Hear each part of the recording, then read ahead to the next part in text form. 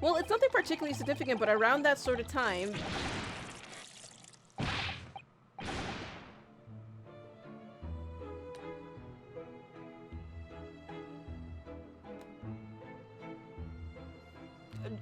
Are you okay, Joan? Are you okay? Alright. That's right, where we last left off, we're investigating stuff. So I remember I was stalling for time because it was close to the end of the session. I was like, okay, let me just like stall for time a little bit. So yeah. But we are going to investigate things, and we're gonna find out how this lady died and prove our fellow Japanese man, prove that he's not guilty. And Anubis Libra, how's it going? Haven't played, you know, in a hot minute. Dude, I've been ranking nonstop. I mean, I'm masters already, but it's just, that shit's rough. I'm just ready to start the new season, whatever, if they de-rank us all the way down back into beginners or what, I don't know, but I just hope like it's nothing too crazy. But oh, that's right, she didn't die. She got put into a coma, and that's in the separate case. That's right, that's okay. Okay, she didn't die. She's in a coma, that's right. I'm so used to like everyone dying in Phoenix Wright cases that I just default to dying. I think I'm at great, but I feel like it's easy to get to masters. It's not that easy. It's not easy. It's not. Because once you hit Ultra, it's a shit fest. It really is. Like, Ultra is the worst ever. It is the worst ever. It's so hard to climb up in Ultra. It really is. What was I gonna say? Oh, and yes, I'm hyped for Deltarune too. So like, it's let's just say it's going to be a very good video. So I'm working on editing the first episode, so that hopefully I'll get that uploaded, if not Friday, sometime this weekend. I think like weekend uploads are going to be a norm for me, because that's just the time that like, yeah, it's just the time I have to really like get that shit out. Yeah, me and Chaos just teamed up and we just grinded our asses up to Masters, and it's like, it was just a shit fest. But anyways, let's get started onto this. So, we already examined like everything, and I remember well because I was stalling for time. And now we can talk to our good man from Scotland, our good man detective. So, what do you have to say about Scotland Yard? Tell me about Scotland Yard, Inspector. Ever since I read about it in the Adventures of Sherlock Holmes, I've been fascinated by the place. The Yard is the most sophisticated policing organization you'll find anywhere in the world, man. I said policing. Oh, and you know I've always dreamt of wearing a real Bobby's helmet. I bet. It does make them look the part, seeing that policeman there with his helmet on. You certainly get the sense that this is a man who will take no nonsense in his duty of protecting the city. Oh, yes. Doesn't he look wonderful? You will look really bad in a Bobby's hat. I'm saving you from wearing the Bobby's hat. Being a London Bobby is hard going, I can tell you. Oh, really? First thing in the morning, you know what he does? Goes around and bruises all the laborers on his beat so they can get off to work. Oh, thank you, Chaos, for explaining. I legit was about to explain what happened. But Chaos can give you the rundown. Yeah, oh yeah, yes. That prediction was right. Yes. It happened. It happened. See, what? He wakes people up. Yep, raps on their windows with a long pole. Raps on their window with the long. What does raps mean in old English terms? Because I'm thinking like he's like at the window with the long pole with like a giant ass long pole that has just like a tubing, and then he just like, wake up, yo, wake up, it's time to bring some bread and yo. It's like, what? Please tell me what raps mean in old English terms. Didn't myself going back at it. Oh my god. I had no idea. The Bobby works for the people of the town. It's just another one of his duties. After that, he starts tirelessly patrolling the streets all day long. He has to cover 20 miles a day. That's the regulation distance. 20 miles. Holy shit. I can't really imagine how far that is, but it sounds like a long way. Oh, that's right, because they don't measure things in... Don't they measure things in kilometers? Let me see. 20 miles, that's approximately the distance from Tokyo to Yokohama. On foot? That's definitely taking things a step too far.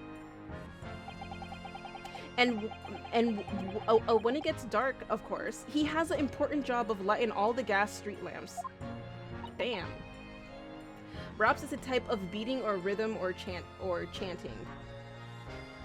Why am I just a dictionary guy now? Because you provide me all the explanations on the fly, which is great. Is a type of beating in rhythm or chanting. Okay. So they do... Okay, so they bangs on the... Okay, so he bangs on the window in a rhythm. Okay. Oh my.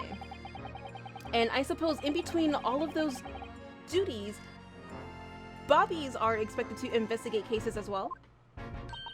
And chase after criminals trying to evade the law. Jesus Christ.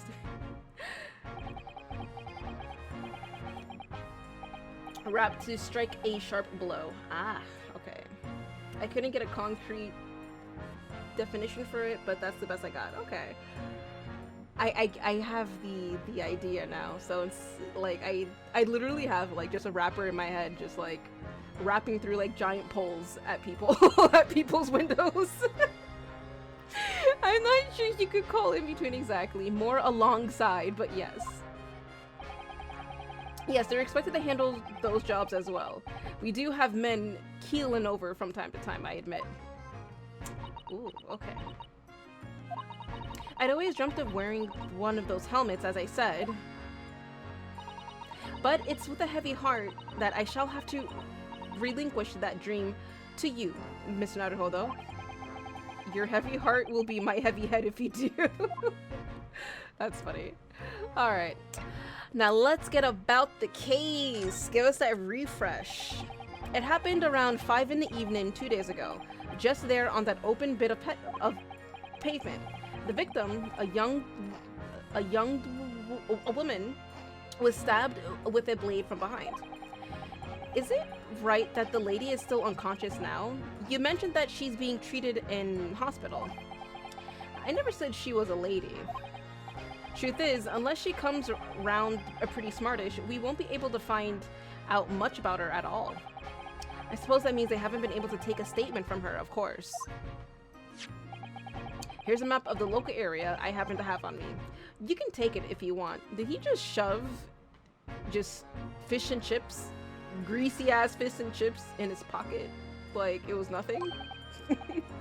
Really? Are you sure? It's yard policy to give lawyers, defendant suspects the odd bit of information to go on. I haven't actually accepted the job yet, but still. Thank you, Inspector. We gratefully accept. The local map has been entered into the court record. Anyway, as far as we know, there was no one else on the scene other than the victim and your fellow countrymen. So who did it, do you think? Not much of a head scratcher, is it? Well, I know Mr. Natsume is also claiming not to have seen anyone else around, but just because he didn't see anyone, it doesn't mean we can be sure that nobody else was present. I'm sorry to have to tell you, but we most certainly can be sure. How? Because, ma'am, the precise moment of the stabbing didn't go unnoticed. What? We have two very reliable witnesses, though. Look, the last time we had reliable witnesses, they were ordered to be on the hush-hush on things. It was a typical foggy London day, and your client obviously... Oh my god. Sorry. That yawn came out of nowhere, I'm sorry. And your client obviously didn't see them. They were witnesses, though? There's always witnesses. Okay, so what about these witnesses? What do they supposedly see? Who are these witnesses, Inspector? A fellow and his wife. And the man's one of the most reliable and respected citizens in all of London. He's a copper from Scotland Yard. Oh. No, but cops are bad people too, you know. They can be bad. A policeman. That might change things. And this policeman just happened to be there at the exact moment the woman was attacked? Nothing peculiar about that, man. Part and parcel of being a Bobby. Catching them bang in the act and all that. Do you think it might be possible for us to ask that policeman a few questions?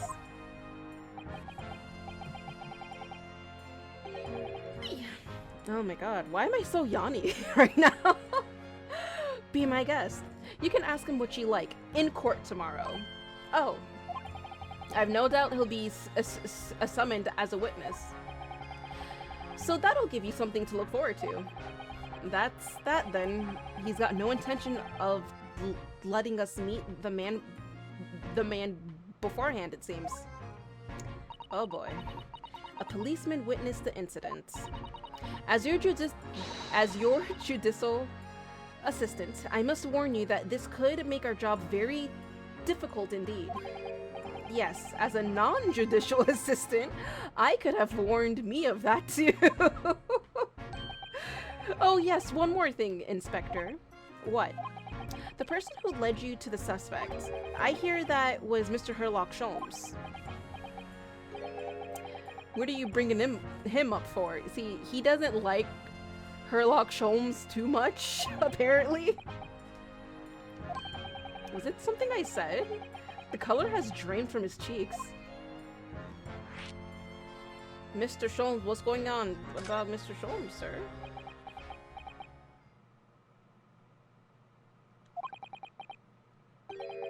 Who did you hear that name from? Bro, we literally last episode talked about that. We literally talked about that, like about Sholmes and things. Wait, you know what? I think we only talked about him on the newspaper. I don't think we mentioned any talk that he was the one who discovered things. Okay, who did you hear that from? Oh, well, it was Mr. Natsume who mentioned it. Oh, okay, that's right. Okay, he gave us that info. Okay. Okay, that's right. Okay, so we only talked to Sholmes about, or him about Sholmes, about the newspaper things, not this. Okay. He said that Mr. Sholmes was with the police when they entered his lodgings. I'm sure it was the result of one of Mr. Sholmes' inspirational great deductions. Fiddle faddle. Oh. You're saying that you did it? The man's an amateur, and I'm getting sick and tired of him showing his mug everywhere. Oh. Me and Ryunosuke both. Oh. I don't know where he gets his information from, but he turns up at the scene of the crime, wanders around spouting incomprehensible rubbish, and before you know it, he claims to have solved the case. Yes, he's quite astounding, isn't he? Astounding. He's a piece of work, that's what he is. He is a great help to Scotland Yard, though, isn't he? Gibble gabble. Oh. Ever seen this before? Oh, yes, that's Rant's magazine. The wonderful publication in which the adventures of Sherlock Holmes appears. Yes, well, that wonderful publication, as you put it, sees fit to include several of the Yard's detective in its stories. And the so-called Great Detective makes a mockery of all of us. If you ask anyone at the Yard, it's a misadventure to be included in any Sherlock Holmes tale at all. Oh. Well, I suppose there is an element of that. We work our socks off, every one of us, only to be frumped by the public thanks to that obnoxious detective. The man's as dangerous to us as Scotland Yard as he is to all our criminals. That can't really be true, can it, Inspector? I would believe that, though. I mean, if Sherlock is willing to punch down a door out of the blue, if he's able to throw his hands out and come at you out of the blue, I think he would be dangerous to everybody, and himself included. Clearly, the Great Detective and the police have a complex relationship. Very complex. All right. Tomorrow's trial. That twitchy Japanese bloke goes on trial tomorrow. Are you going to defend him or not? Well, I mean, yes. I smell jealousy. I don't know. He is pretty jelly sounding. He is pretty jelly sounding. Makes no difference to me, but I will just say this. No London lawyer worth his salt would touch that case with a barge pole. Because the prosecution is being handled by the Reaper of the Valley, you mean? There's no way to save the man now. It's a waste of time trying. Look, I'm telling you, my ass will kill anybody just to meet Van Zieks in court. I will I will hunt down anybody on the streets if it guarantees me to see that man. Oh god. Okay. There's no way to save the man now. It's a waste of time trying. It is all a bit strange though. Sorry? The Reaper, he hasn't appeared in court once for a good few years now. Oh, I'm happy he reappeared. Yes, we did hear something to that effect. And the only people he usually bothers with are the real scum, the master criminals, the violent ones. I come in and you're already talked about Zeke. Look, Evan, you don't. It's not my fault. It's the detective's fault. He mentioned him first. It's not my fault. I'm totally not thinking about Van Zieks every time I launch this game.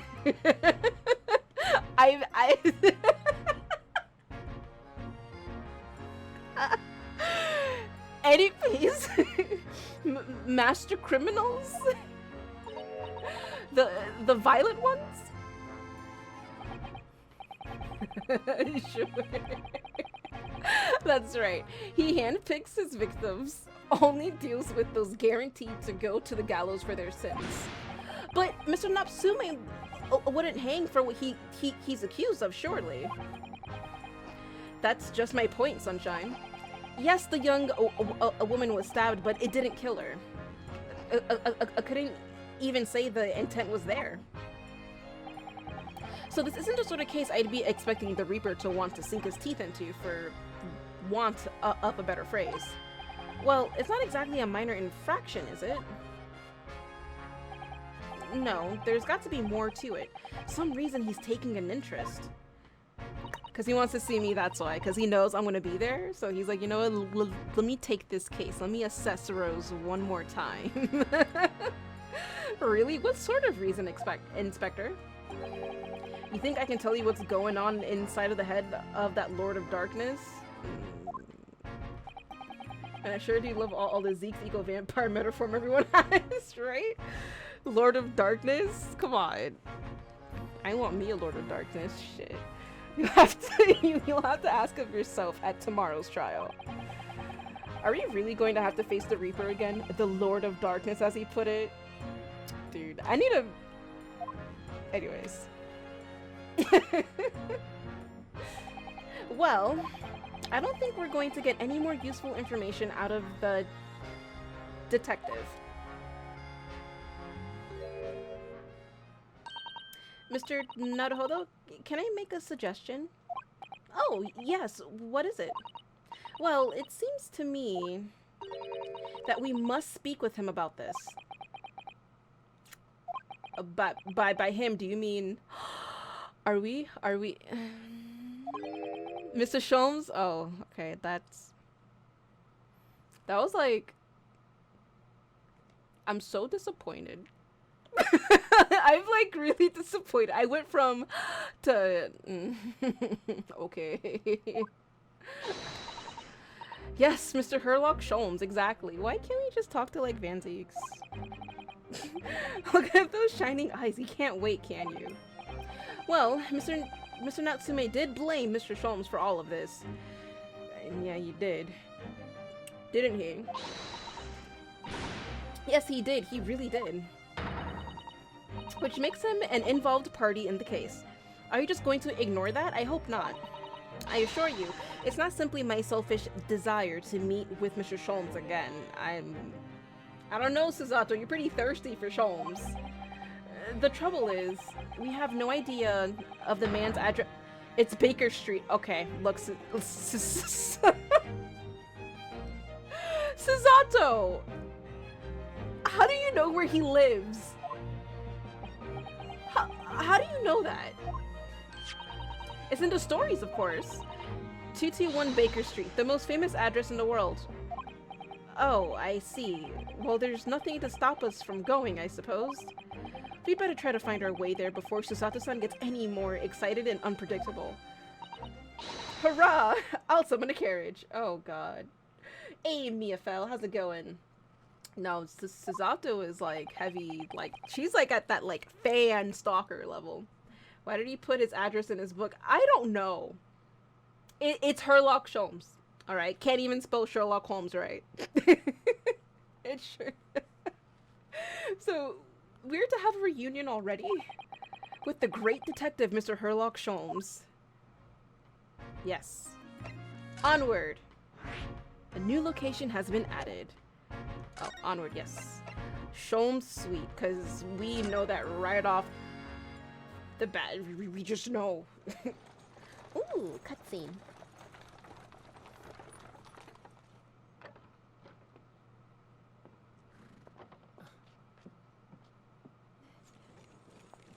No, Ryunosuke, so sweet. Thank you very much. It's just up there overlooking the street. Good day. Hey, bye.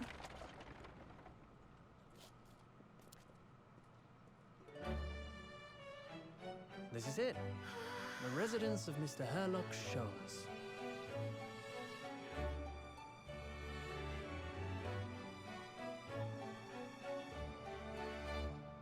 That is a nice as fuck home, actually. Better than most homes nowadays, the fuck. Okay, you need to clean up your shit. 19th of February 2023, Sholmes Suite. He needs to clean this shit up. Jeez. So this is where the great detective makes his living. It feels surreal to be here somehow. Oh my god. Is it as described in the stories, Mrs. Sato?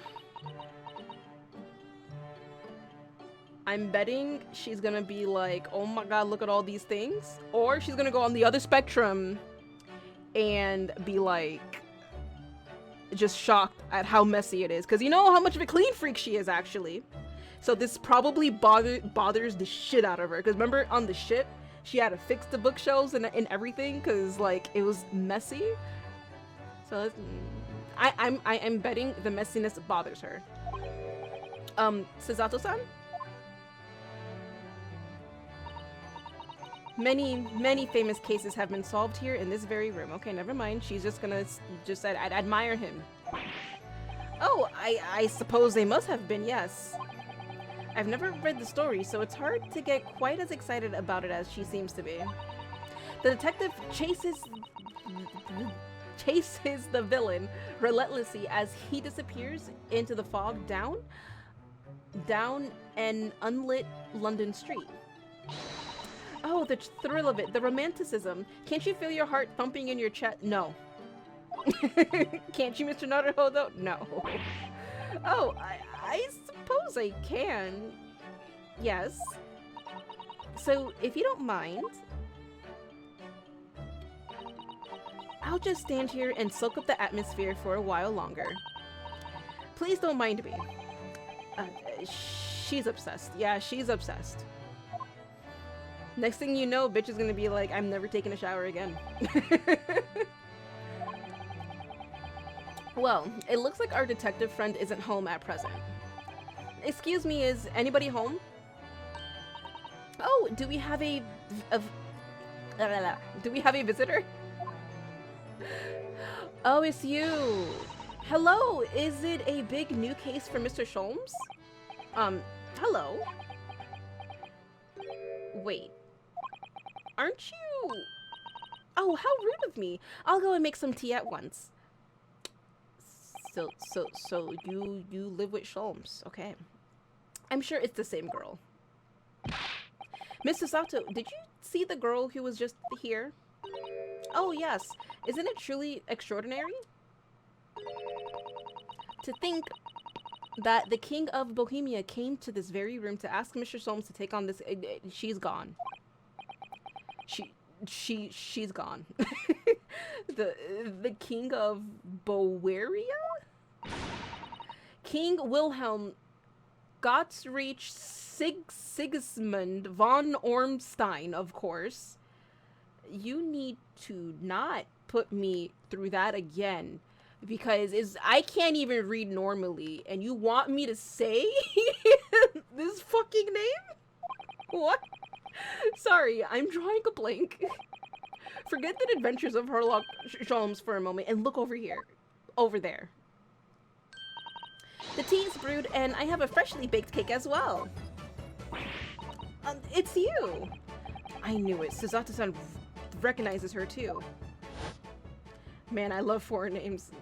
That was an unnecessarily long foreign name. Ah, there you are. And taking that with you as well. I was looking forward to the trial run of my experimental smoke grenade launcher. Oh, good day to you. I'm, well, the inventor, I suppose, of that machine.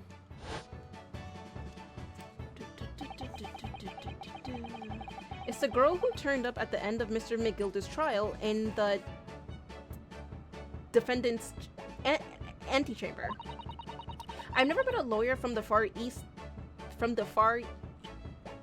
before. Poor you, having to get straight to work when you've only just arrived in London. Oh, yes, it was challenging. Well, try this tea. It's my special blend, you know. Oh, thank you. Is tea supposed to look that color?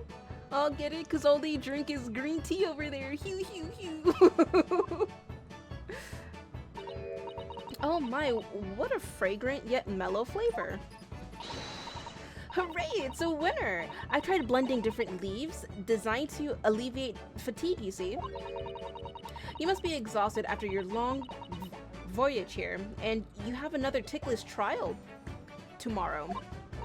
Oh, and you're to defend a Japanese man. I do wish you lots and lots of luck. Did Mr. Sholmes tell you about us by any chance? Oh, you know Hurley too. Hurley, do you? Oh, Hurley, Mr. Sholmes to you? Shortly? Mr. Sholmes was a fellow passenger on the boat that brought us to Great Britain, you see. Dude, reading is not working for me today. Was he really? Well, I had no idea. I'm afraid Hurley's out on an errand again today, even though he's just returned from overseas. Yeah, today is not the word today. Wait a minute. We met this girl for the first time ever yesterday after the trial, and only briefly at that. How on earth does she know so much about us? Maybe Sholmes started just yapping his mouth and he was all like, Ryunosuke this, Ryunosuke that, Susato this, Susato that, you know? Did she deduce all those things, do you think? Or that? And perhaps more to the point, why is she here in Mr. Sholmes' suite? Oh, silly me. I haven't introduced myself, have I? I swear to God, if that's his sister.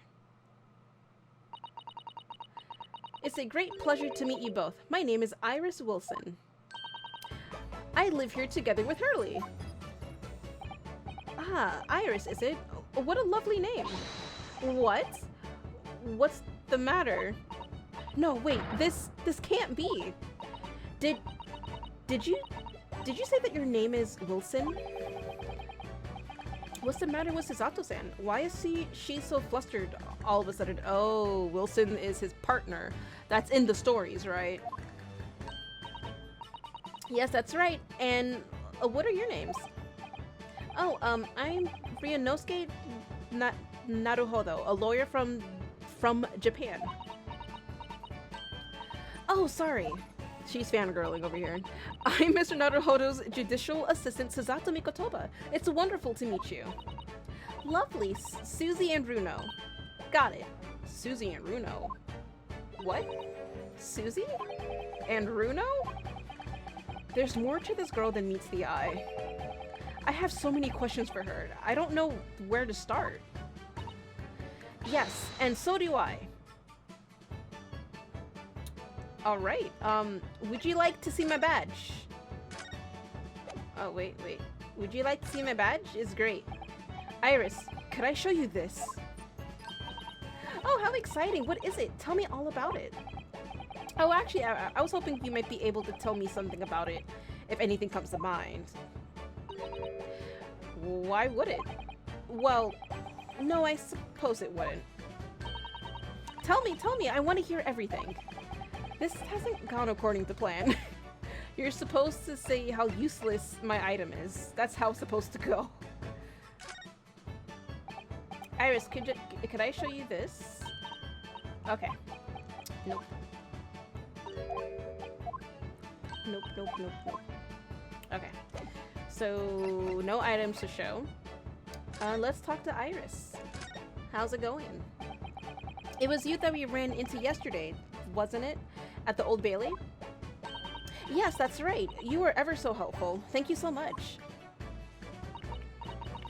Oh, no, not at all. I'm so sorry we couldn't have been more welcoming. Though, at the time, we did have a rather large gun pointed at us. Oh, yeah. That was the thing. Yeah, that thing. Like this. God. Thinking back now, you left Miss Lestrade in tow. Did you not? Because I can't say didn't you for some reason. Oh yes, that awkward witness, Gina Lestrade. Oh.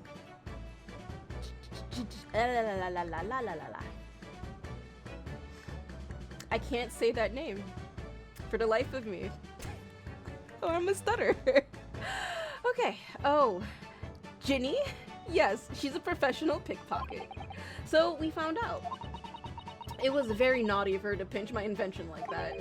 Are you referring to that trial-disrupting gun-like contraption? Exactly. So I followed her, you see, to get it back.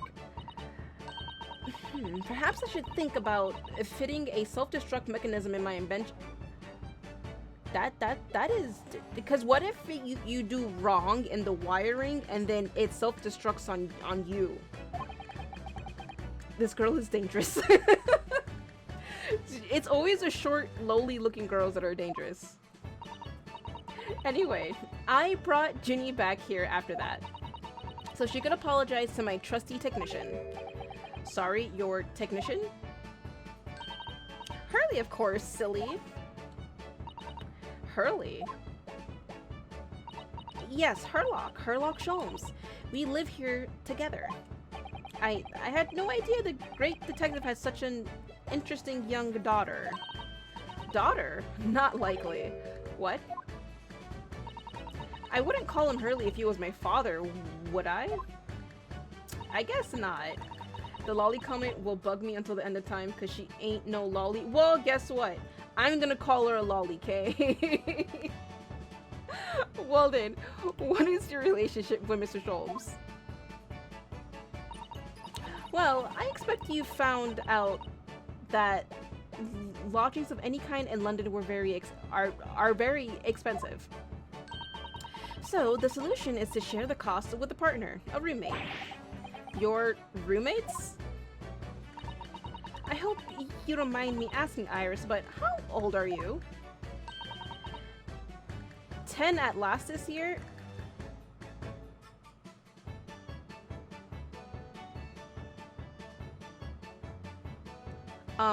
Mr. This bitch is 10? Mr. Sholmes, what the fuck are you doing with the 10-year-old in your house? What?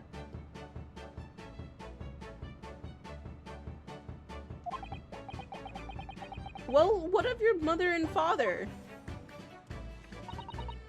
Oh no, they're not around. They're dead. They died.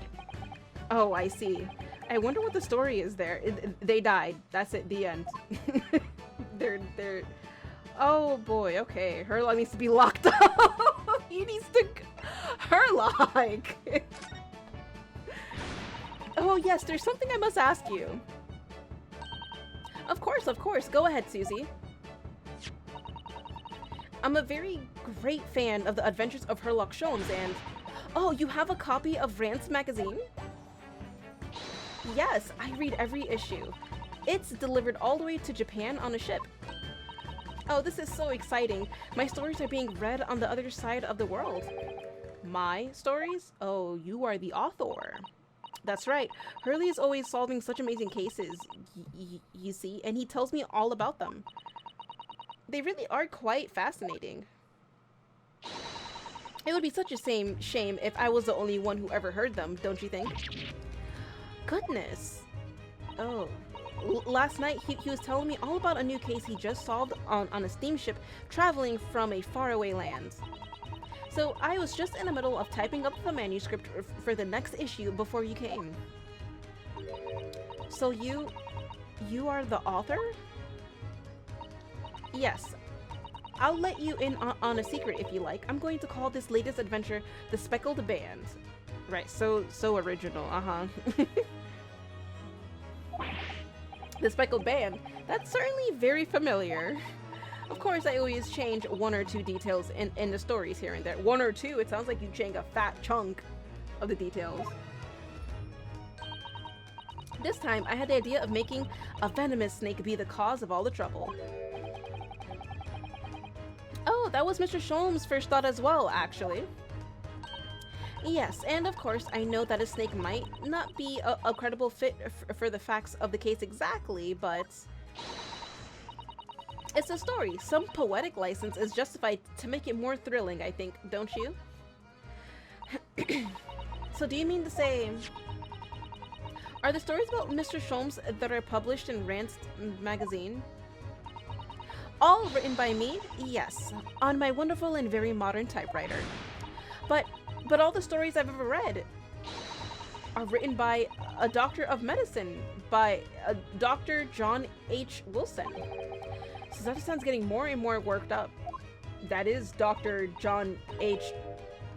Wilson. Ah, yes, that's me. That's her author alias.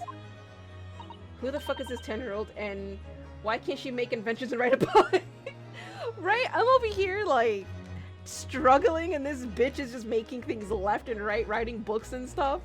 Like, I want some of that talent shit.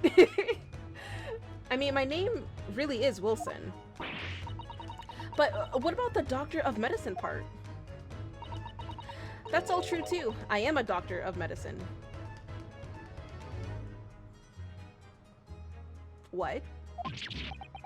No, at 10 years old? At 10 years old. Well, that's quite incredible. But Dr. Wilson is an English gentleman. Yes. I did alter the setting slightly for the stories to be more compelling. Oh. You don't say. Well, it sounds a little strange, doesn't it? A great detective with a 10-year-old girl in tow. I mean, that sounds very pedophile-ish, so she's not wrong. She's not wrong to switch it up and spice it a bit. So, yeah, I suppose it does, yes. Poor Susato-san, she looks like her whole world has just fallen apart. Bitch is an inventor, a writer, and a goddamn doctor at 10 fucking years old. Are you kidding me? Your deductions just now. About before. Yes, yes. What's on your mind, Runo? Do tell me. How did you know that I was a lawyer and we just arrived in London, I mean? Yes. Oh, and that we have a difficult trial. Oh, and that we have a difficult trial tomorrow. How did you know all of that? Oh, that's what you mean. Please, tell us how you did it. Explain every detail. Of course, I'd be delighted, although there's really no mystery. Now, let's begin. What? Iris Wilson is proud to present her Logic and Reasoning Spectacular. We're doing this. Why are we doing this? First of all, I knew already that you were a lawyer, Runo. After all, I met you yesterday at the Old Bailey in the defendant's antechamber. But you also said that we'd only just arrived in London. How did you know that? I observed the passport and travel ticket protruding from your breast pocket. Oh, so I was reasonably confident that you must have only just arrived in the country. And on top of that,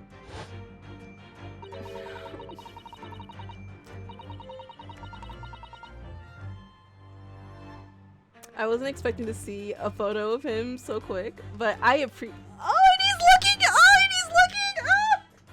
And he's looking! I had my eyes closed! He's looking! I had my eyes closed! You don't know the feeling I just had. I literally saw his eyes closed. I had my eyes closed. I opened them, and I see him looking at me. It's like, what? Okay. You accepted a case against that particular prosecutor, telling me you were unaware of London's court affairs. The Reaper of the Bailey. I walked right into that one, didn't I? Then I noticed a red ink stamp on the back of Susie's hand. You were given that when you visited the local prison to meet with a suspect, weren't you? Earlier today. They use those stamps to keep a close eye on comings and goings, you see. I didn't realize. And the red stamp is only used for people visiting foreign inmates. So, that told me that even though you had only yesterday concluded... What? So that told me that even though you had only yesterday concluded the trial of Magnus McGilded, the two of you had already had cause to visit a foreign inmate at a local prison. However, neither of you was wearing a particularly sad expression on your face, so I concluded that the prisoner was unlikely to be a friend or a relative. That led me to believe that you must have accepted a new case. I see. But how could you have known that the trial is tomorrow? Well, having barely been home in a few hours yesterday, Hurley solved yet another case. It obviously amused him. He told me that he'd caught a Japanese man who was bawling and trembling. A Japanese man? Well, clearly that must have been... Oh my god, Herlock. Mr. Natsume. Oh my god, Herlock. Now, Bruno has that fancy Japanese sword. And I think your outfit is called a kimono, isn't it, Susie? Well, anyway, it was clear to me that you both came from Japan yourselves. So I put two and two together and decided you must be defending the Japanese man Hurley caught. And there was only one conclusion those facts could lead me to. You both came here to ask Hurley about the case. Iris, you need to shut the fuck up and stop examining me, please. Thank you. There's a note on the mantelpiece that says the man's trial will be tomorrow. Hurley is always stabbing his nose with a knife. You know, he is silly. Yeah, I see the knife in the background if that's what she means. And that's all there was to it, really. Oh boy. Thank you for listening. I'm Iris Wilson, and that was one of my great deductions. Better than Sherlock Holmes, though. Yeah, she is 10 times better at deductions than Sholmes. Sholmes is just like, I see a roach. Obviously, the roach is the killer because there's an old man on the floor laying down. And there'll be like an obvious perpetrator right next to the old man, but he'll blame the roach first because that's the first thing he saw. Like, Sholmes is something else. I don't know. Sholmes just needs to go. He's like, Sholmes is like a smarter Larry. That's what he is. God. He is entertaining, though. I will say that. Well, was it a winner? Were my deductions correct? They were spot on. That was amazing, Iris. Truly a great deduction. You even managed the certain something of Mr. Sholmes'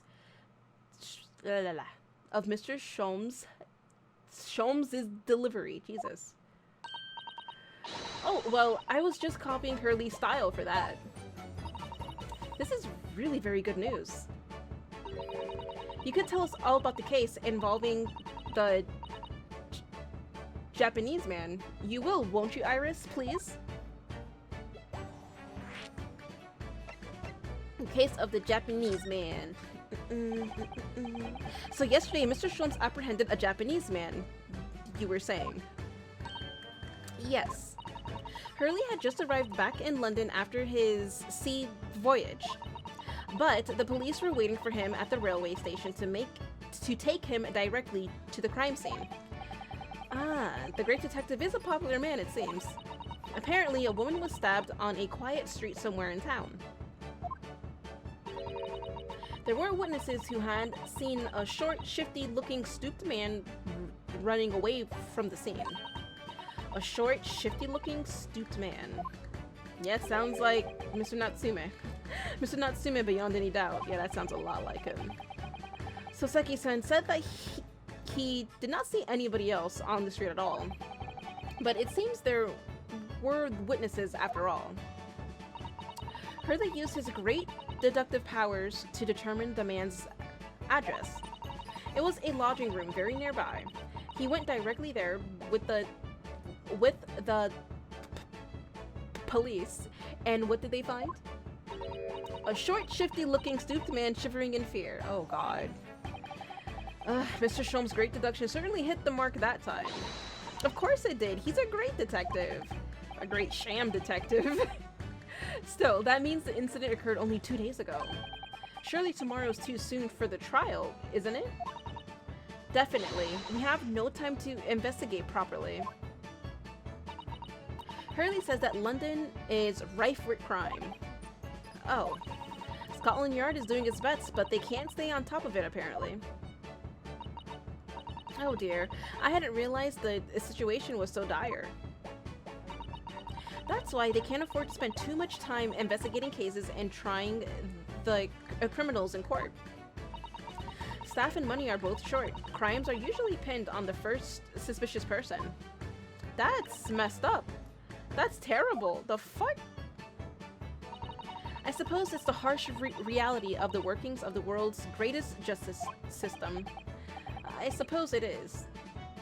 But in that case, I don't hold out much hope for Soseki-san.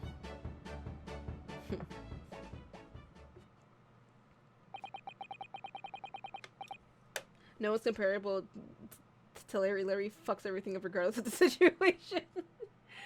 Larry is a piece of work. He does fuck everything up, though. Like, Larry just makes everything so much more worse. Thank you for answering so many of our questions, Iris. This has been very informative. Thank you, Iris. Oh, you're most welcome. I've had so much fun.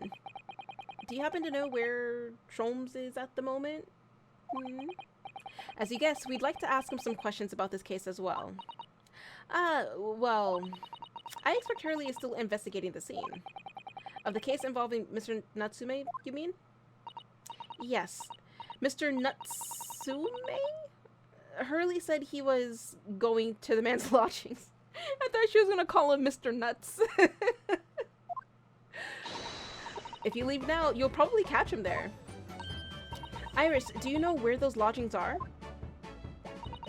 Well, I imagine the police are still investigating the scene of the crime themselves, aren't they? Did you happen to come across a detective by the name of Gregson when you were there? Yes, we know Inspector Gregson, except he wasn't that good of a help when we mentioned Turlock. Oh, goody, in that case. Give Gregsy this from me, would you? If you do that, I'm sure he'll tell you what you want to know. Oi, what is this? Oi, okay. A five shilling piece and a postcard, it seems. Iris's postcard has been entered to the court record. Ooh, okay. It looks like a quarter, though. It reads, "Tell the gentleman in black whatever he wants to know. I trust that won't be a problem." Gosh, this will make the inspector help us, will it? Well, thank you, Iris. We'll give it a try. You threatening people, Iris? Good luck then. I'm going to return to writing my manuscript, The Speckled Band. And I'll be making more special blends of tea, so come back again soon. We'd be delighted. Delighted. Thank you so much, Iris.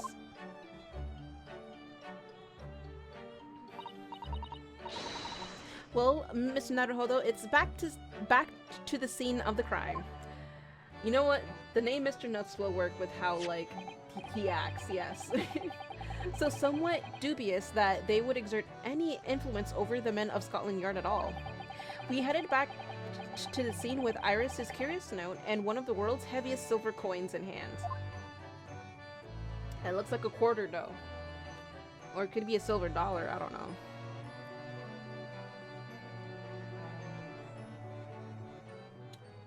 You got that vibe, too? Wait, what vibe? Yes, save the current progress. Time to save now, now. Save completo. 19th February, 2:38 p.m. Briar Road.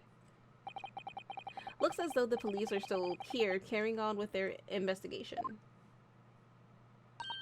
Perfect, so let's find Inspector Gregson as quickly as possible. Yes, and let's see if he'll take a break from his chips to look at that silver tip Iris gave us for him. Right, yeah. What up, the Gregster, Mr. Greggy, the greasy man, Greggy, Mr. Fries and Chips McMahon. Go ahead and check out this item. Please. Inspector Gregson, do you have a moment? I'm sorry to say I don't. I'm a very busy man. Much too busy to talk to a pair of foreign gadabouts, that's for sure. We have these for you. A present from Miss Iris Wilson. What? For me? From her ladyship? Her ladyship? Get that here at once. Come on, hand it over. That's for me. Don't wait for me to give it to you, will you? Oh my god. What was that coin exactly? It's a silver crown, obviously, but it's a lot more than that. It's, well, it's an appearance fee. That's what it is. An appearance fee? Oh, I see. You mean... That's right. For the adventures of Herlock Sholmes. Her ladyship always offers me a little financial reward for featuring me every time. Yes, yes, of course. I know all about your exploits, Inspector. I read them avidly. Of course, her using my name without my say-so does make me the butt of a lot of unpleasant jokes, but still. I'm sorry, Inspector. That must be difficult for you. Never you mind that. So, what you wanna know then? Sorry? Tell the gentleman in black whatever he wants to know. I trust that won't be a problem, it says. Well, obviously it's not a problem. Go on, fire away. What'd you want to know? Well, if you wouldn't mind, Inspector. We'd very much like to know the address of Mr. Natsume's lodgings. Ah, the little knife-wielding mustache Japanese fellow? He lives in a right old hovel. It's just over there, look. Is it the... Oh, it is that house. Oh my god, it is that shitty house. On the first floor of that house, on the corner where that wreck of a bicycle's propped up. That is nearby indeed. If I remember rightly, the landlord is Mr. John Garrideb? Garrideb? And hello, Tree Mango, how's it going? Right, well, if you see her again, you make sure you give her ladyship my regard to hear. I mean it. You tell her that Gregson sends his very best wishes. Don't worry, Inspector, we will. Goodbye for now, then. And long live her ladyship. Alright, okay, bye-bye. You are weird, Gregson. Well, that's how you say it? You got on the first try? Awesome, cool. Well, at least he told us what we wanted to know before he left. Yes, so then shall we go and see what we can find in Mr. Natsume's lodgings? Definitely. Alright. A new location has been added. I didn't think I would see this list filled up so quick. But then again, we are on episode 4, so it does make sense.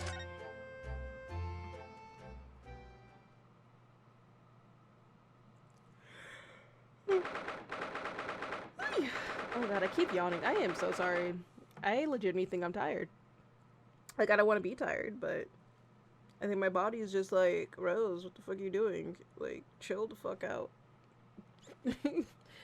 I've been on high gear, like, all week so far. Well, all last week, and then this week. But yeah. Anyways, 19th February, Mr. Natsume's lodgings. Oh, hello. May I help you? You are a creepy looking maid. Yes, would this be the residence of Mr. John Garrideb? Indeed it would, sir. And who, may I say, is calling? My name is Ryunosuke Naruhodo. Mr. Naruhodo is representing Mr. Soseki Natsume. I believe he takes lodgings here. Okay, maid. That was a weird reaction. We would very much like to ask him some questions about our client. She is scaring the shit out of me. Like, ding! Like, what is that? One moment, please. I shall convey the message to Mr. Garrideb. What kind of... Did you see that, Mrs. Sato? That was a real-life English maid. I know, as I understand it, anyone of standing in English society employs a number of household staff. But that was the first time I've ever seen one in the flesh. Oh, this day keeps getting better. It certainly feels like we've really arrived now. Doesn't it? We need only to meet a butler and the experience will be complete. Well, I'm not sure if I'd go that far, but I understand the sentiment. Thank you for waiting. Mr. Garrideb will see you now. This way.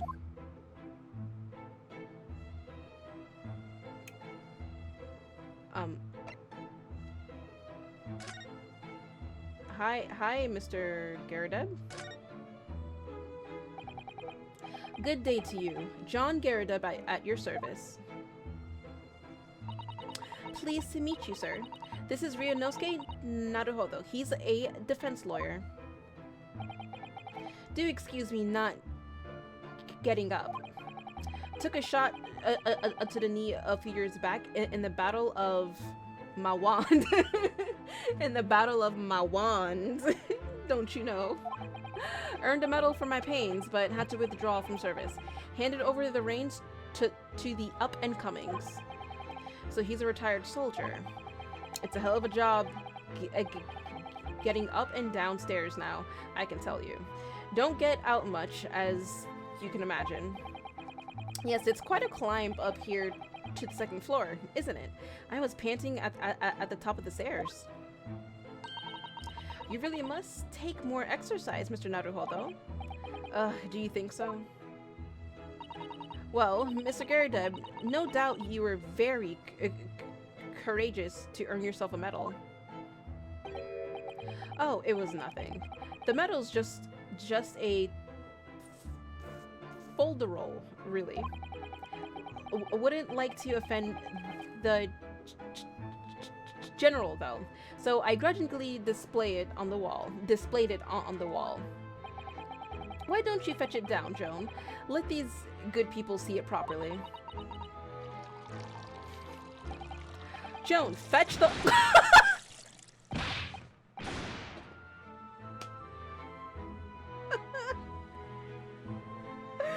Okay, that got me. I wasn't expecting that. That got me. Bitch was like, how about you get your own damn medal, you lazy piece of shit? She really said, you lazy piece of shit, you go get it. Oh my god. His hair and facial hair makes him look like a crescent moon. Actually, it does. It does. Oh, dearie me, I do beg your pardon, sir. You jolly nearly took the skin off my hands. I shall be more careful, sir. God, yeah, he has third degree burns now. But it's okay, because apparently British people are immune to third degree burns. Because he's just fine. So anyway, there you have it. Living the quiet life now. Yes, I see. Now then, I hear you want to know about the chap lodging downstairs. Is that right? Yes, we would be very grateful if you could answer some questions for us. Only to please, naturally, especially if it helps to keep the peace here in Blightly. We forged an alliance with the Empire of Japan recently, as I'm sure you're aware. So this case is very much in the public eye, as it were. Oh, is it? Even had some famous detective poking around, you know, in this old house. Would you believe? Yes, Mr. Herlock Sholmes. Could have been. I didn't catch the chap's name. Not really my cup of tea. All that detective business. You know, I just find it funny that I have to say la la la if I know I can't say the word, and then I can say it magically. It's like my little magic trick. It's my magic spell. Oh, but you have a copy of Rant's magazine here, so... no, you are a Mr. Sholmes fanboy, that's what you are. Anyway, the chap's investigating the foreigner's room as we speak. So he's in Soseki-san's room. It's a bally nuisance, is what it is. The whole neighborhood's twitching its curtains now. I don't like all this fuss. It's jolly unsettling. Ugh. I just want to go into court already and see my beloved Reaper. Okay, so British 10-year-olds can be inventors and writers, and British elderly are immune to third degree burns. What will the British do next? That's funny. About Mr. Natsume. About Mr. Natsume then. Mr. Garrida, please do tell us. Ah yes, the Japanese chap. Only been lodging here for a week. Oh, just 1 week? He made it seem like... Okay, I was about to say, like, he's been here for a while. So he moved in very recently then. I have 2 lodgers most of the time, one on the ground floor and one just below us. This first floor room became available a week ago.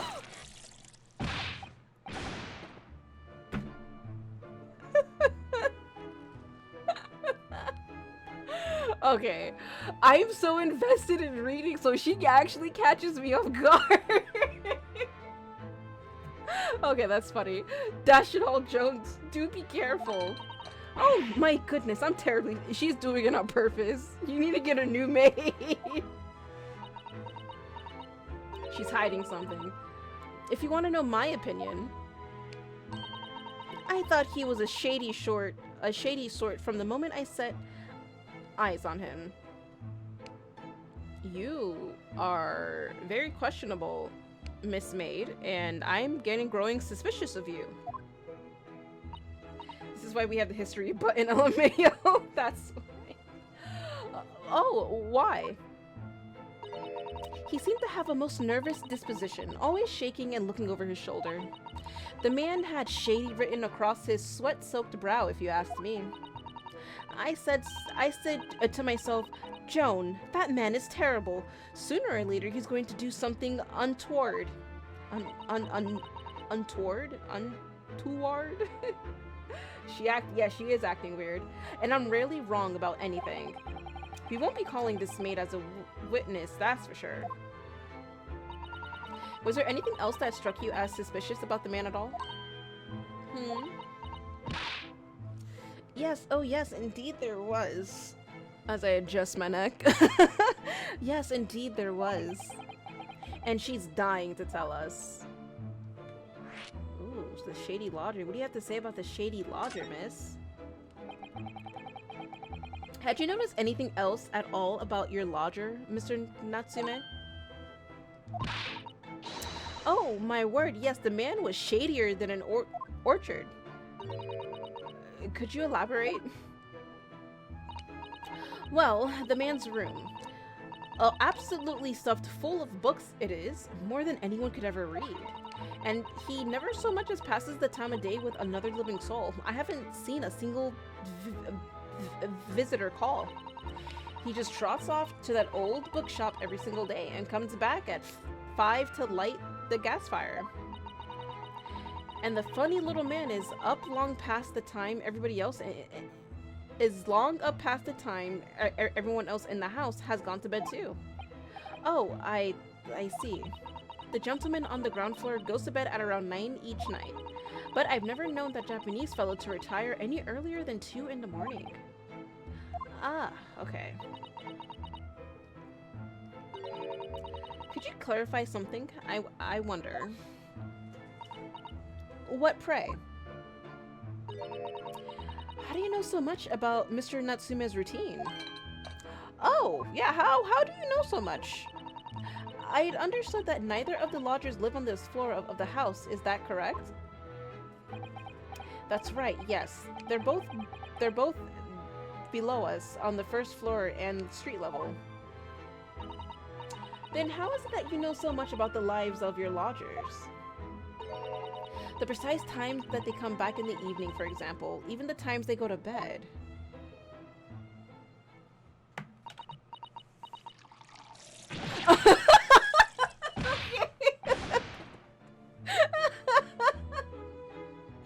She's like, shut the fuck up! Don't you dare say anything! Oh my god, good grief, John! Be more careful, woman! Oh my goodness, sir, I'm terribly sorry. No, that bitch isn't sorry. That bitch knows what she's doing. She knows exactly what she's doing. Something doesn't add up here, and he keeps dropping a sweat too. Huh. Now I'm really suspicious of these two. Very suspicious, actually. The incident 2 days ago. It seems that the incident took place at around 5 in the evening. Did you happen to look out of the window at around that time? The window? Yes, we noticed that the window over there looks out over Briar Road. The incident took place on the pavement just on the far side of the street. Was there anyone suspicious loitering nearby? 5 o'clock is dinner time in the Garadeb household. So I'm afraid I don't remember seeing anything. How about you, Joan? No, sir. It would have been dusk outside already at that hour. And with the fog as well, I should think it would have been quite impossible to see the other side of the road. Oh, I see. Did you notice anything else out of the ordinary then? Such as anything at all, even if it seems unrelated. Well, yes. Was there something then? Well, it's nothing particularly significant, but around that sort of time...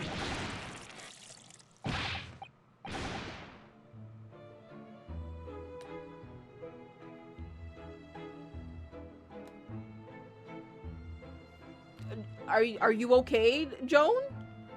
Are you okay? Oh, dearie me, what have I done? I'm awfully sorry, sir. Do be more careful, woman. Of course, sir.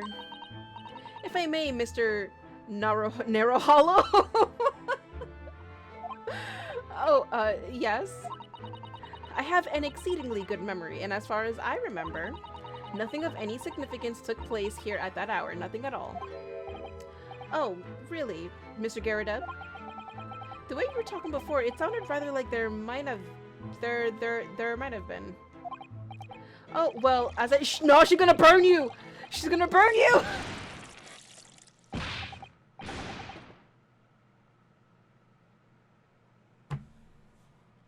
This bitch is- fire her! Just fire the bitch! Fire her!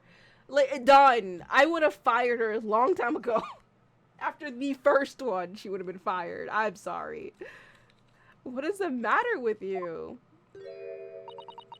Begging your pardon, sir. Nothing happened.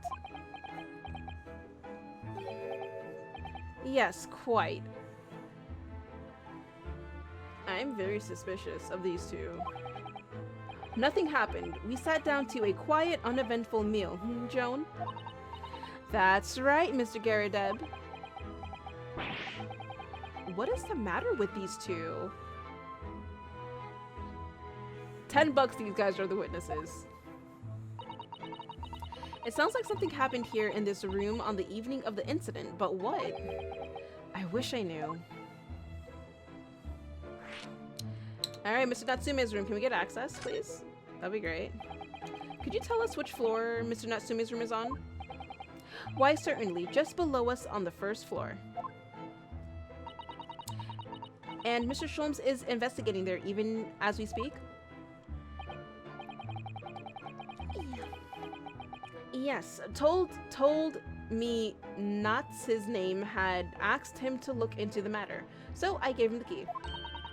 Mr. Natsume has engaged Mr. Sholmes' services?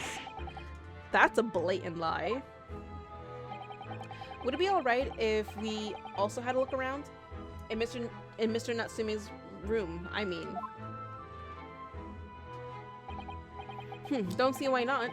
It's just down one flight of stairs, yep, and it's the flight of stairs that'll be the last flight of stairs you'll take, because you're actually going to be behind cold bars if I find out that you guys cooperated in this attempted murder. Who knows if we'll find anything that could help us with this case, but we have to try. We need all the clues we can lay our hands on, shall we? Yes, and while we're there, we can speak with Mr. Sholmes again. Perhaps he'll be able to tell us more. Oh yes, Mr. Sholmes. Alright, let's go ahead and move to... I keep on pressing B. To Mr. Natsume's room. Alright. Oh my god. I guess he likes cats because he has a lucky cat. And he has a live cat. 19th February, Mr. Natsume's room. Very messy though. Well, just look at this place, and he has no window. That's just great. And smell it. It's so musty in here. Ew. I suppose it's the mountains of old books that are responsible for that.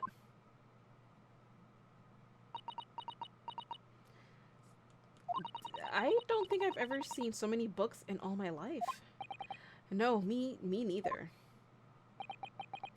It's so dark in here too. Is that the window over there? Well, it was the window, I think, yes, once upon a time. But for some reason, it's been closed up with bricks and mortar. Yeah. So this is where Mr. Natsume lives. And by the way, I haven't spotted Mr. Sholmes anywhere, have you? No. No, that's true. But according to what Mr. Garadeb told us, the great detective should be around here somewhere investigating. So he's somewhere.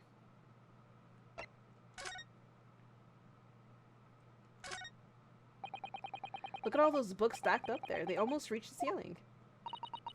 They're all works of English literature, and they all smell so musty. With this volume of books to hand, you'd never be short of reading material, would you? No. What a dreamy idea. A bad dream, maybe. For me, at least. Mind you, I don't imagine the book that's at the bottom of the pile now will ever be read again. So reading it is an experience that comes but once in a lifetime, just as the tea ceremony teaches us. I certainly didn't expect the conversation to turn down the path of tea ceremony philosophy. Mr. Sholmes, where are you? Mr. Sholmes.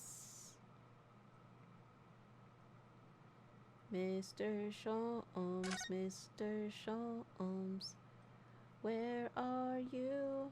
Where are you? You better come out now. You better come out now.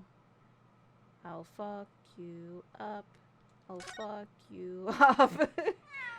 Meow. Hello. Oh, look at the kitty stretching. Oh, okay. Oh my, what an adorable little cat. Perhaps he's looking for all the books while his master is away. I don't know about that. He disappeared into that pile of books as quick as a flash. It was a tricolor Mike? Tricolor Mike?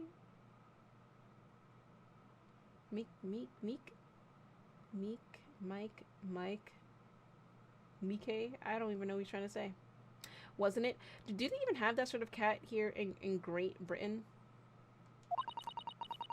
Perhaps Mr. Natsume brought the little creature with him from Japan. Okay, Mike. I think it's Mike. That's made me feel homesick now. Already? We've only been in the country for 2 days. Hey, 2 days is enough to feel homesick. It really is. Let's examine his desk. That desk seems to be wedged into a crevice between the mountains of books on the other side. I suppose Mr. Natsume would sit there and read while stroking his cat. But surrounded on all sides by these towering old tomes, surely he dreamt of books every night as well. Yes, he must have done, mustn't he? Oh, what's this? Oh. It's a receipt from a secondhand bookshop, Your Books. Oh, I get it. I get the name now. I get the name now. Oh yes, Mr. Natsume's name is on it. Look, and the date of purchase? Two days ago at 4:45 p.m. That's the day of the incident. That's just a short while before he was embroiled in the terrible attack. He must have been on his way back from buying some old books. The second handbook receipt has been entered into the court record. Damn those bookstores and their dumb book puns. Your books, I get it. So funny. The fact that this is bricked Could you even call this a window? I think so. It was a window at one time, after all. Although, all that remains is a frame around some bricks. So really, it's just a wall then, isn't it? But why would anyone deliberately brick it up like that? I'm afraid I have no idea. Ah, perhaps Mr. Natsume painted the brick design on a fit of whimsy. That's alarmingly feasible. Anyway, whatever the reason, the lack of ventilation here makes the place very oppressive. It does. I imagine being cooped up in a room like this would be extremely trying.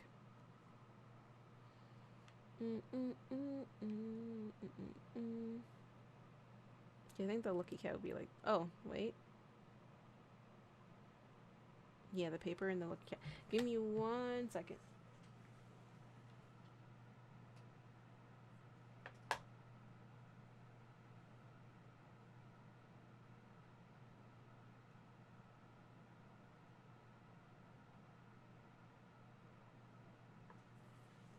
Okay.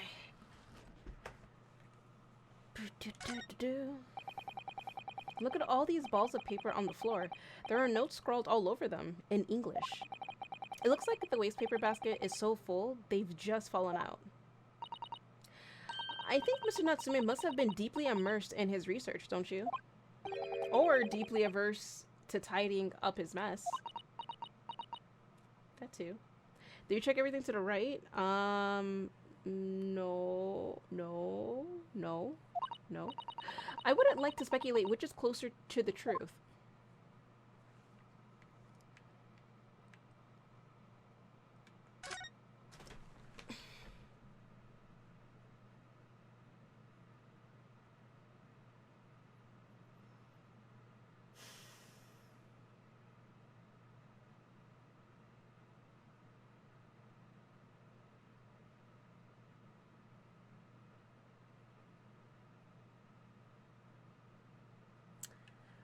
Why? Hello? Mr. Schultz, you scared the shit out of me, sir. I don't appreciate that. Like, I wasn't expecting anything. What the I checked there already. What are you doing? Hello? Look, Mr. Naruhodo. There he is. Where did he appear from? He seems to be engrossed in the pages of an old book. I hope he won't mind if we disturb him. Hello, Mr. Sholmes. Okay, hi. Ah, you two, good day. Now, let me see. Where was it that we met? Oh, Mr. Sholmes, we were together on the SS Buria. Yes, of course, the Buria. And let me see, what happened on that voice? He doesn't look, okay, he doesn't remember. He's literally making you say shit. And like, he doesn't remember. He's making us do all the work. What happened on that voyage? It was Kazuma Asogi. He died tragically, but you were a great help to us. Ah, yes, but of course, the case of Mr. Asogi. It was the one with the snake, wasn't it? Oh, well, you seem to remember something of it, at least. What an honor to be remembered vaguely by the great Herlock Suzato, come on. This is Mr. Oh, no, my dear Madame, hold your tongue. I pride myself on my superior powers of recollection. Your names are safely recorded in my brain attic. Miss Naruho, okay, and I'm Mr. Suzato. Thank you, sir. And Mr. Suzato, yeah, okay, thank you, sir. You got it wrong, but thank you. Try the other way around, Mr. Schultz. Oh my god. I lose the first round. Yes, Sholmes. Oh god. You are a piece of work. You know that? In truth, I had hoped to invite you both to my Baker Street suite the day we arrived in London. But some Scotland Yarders ambushed me at the railway station and whisked me away to a crime scene. It was an entirely trivial case, of course. I solved the matter in no more than 30 minutes. So they apprehended Soseki-san in that short an amount of time? I'm afraid the pursuance of a new case has dulled my recollection of past involvements a little. A little? It is a mistake to think that one's brain attic has elastic walls and can distend to any extent. I did my best to forget useless facts, lest they should elbow out the useful ones. Yes, those are my own words of of wisdom. Those are my words of wisdom. You know? From an adventure entitled A Study in Scarlet. Please, there's no need to quote yourself. I don't always remember my pearls of wisdom, but fortunately my associate pens them beautifully. He means Iris, I suppose. Mr. Sholmes, we have some extremely important questions to ask you about the trivial case you just mentioned. I like how this is the 5th person I've seen skip that word. Because fuck these words. English is hard. It really is. Goodness, what an earnest expression. My dear madame, I should be only too pleased, and this murky room is an apt place to discuss the murky case. Right. Alright, Mr. Sholmes. Let's do this. Why does this game use these words? Because we are back in the way back whens when bruh and other words were not created yet. So we are in the way back when of the yays and nays, which I mean, like, I get it. They use it to get you immersed in the atmosphere, but it's like half the time it's like I don't want to say the word because I don't want to try to say the word. Half the time. We know this to be the lodgings of a Japanese foreign student by the name of Soseki Natsume. It seems that you assisted in his arrest, Mr. Sholmes, for the stabbing of a young woman outside here on Briar Road. Natsume. Yes, I believe it was a name rather along those lines. But Mr. Natsume denies it. Was it really justifiable to arrest him on so little? I'm sorry, Mr. Sato, but I have not the slightest idea what you mean. What? What? I can't believe he was looking Susato-san squarely in the eye while feigning ignorance. I assure you, I am not merely feigning ignorance. You sure? It would appear as if the pair of you are under some misapprehension. Oh, how? I assure you, I have no recollection of accusing your stooped compatriots of the crime. But that doesn't make sense. The good detective of Scotland Yard made the following request to me, and I quote verbatim. We need you to ascertain the identity and whereabouts of a man seen fleeing the crime scene. Ah, a man seen fleeing.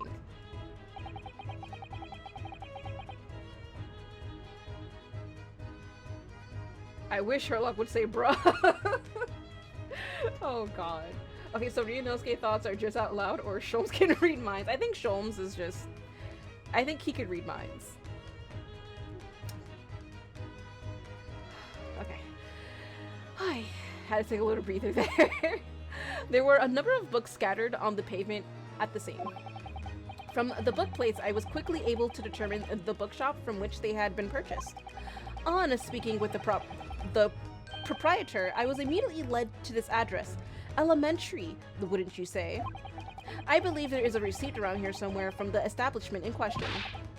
So you don't think Mr. Natsume is the culprit then? That I could not tell you. But it was aggravating my faculties, hence why I returned here. However, this place is such a trove of fascinating books, I found myself quite lost in bibliophilia.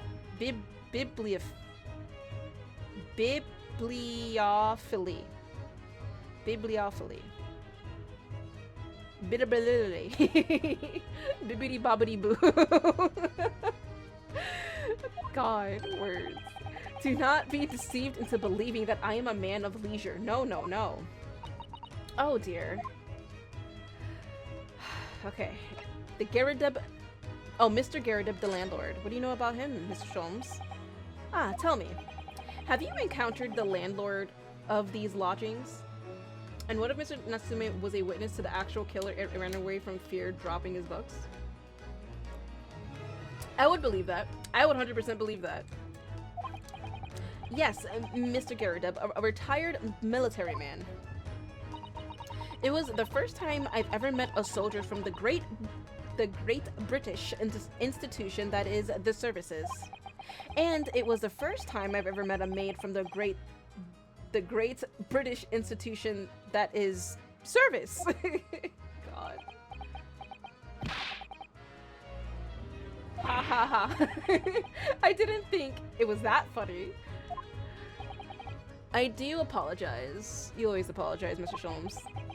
As you may well be aware, many households in London employ a maid. Yes, I read as much in my Great Britain primer. And so conversely, whether or not a household employs a maid has come to betoken the social standing of those dwelling therein. Betoken their social standing, sorry? Put simply, my dear fellow, those who employ at least a single maid are considered middle class. Those who do not are beneath that. In the upper echelons of society, of course, households employ enough staff to constitute a large family. Goodness, how extraordinary. As you can appreciate, for those on the precarious boundary between the middle and lower classes, being able to afford just one maid is of the first importance. I had no idea. That is such a waste, though. And it is for precisely that reason that I find great stimulation in the situation upstairs.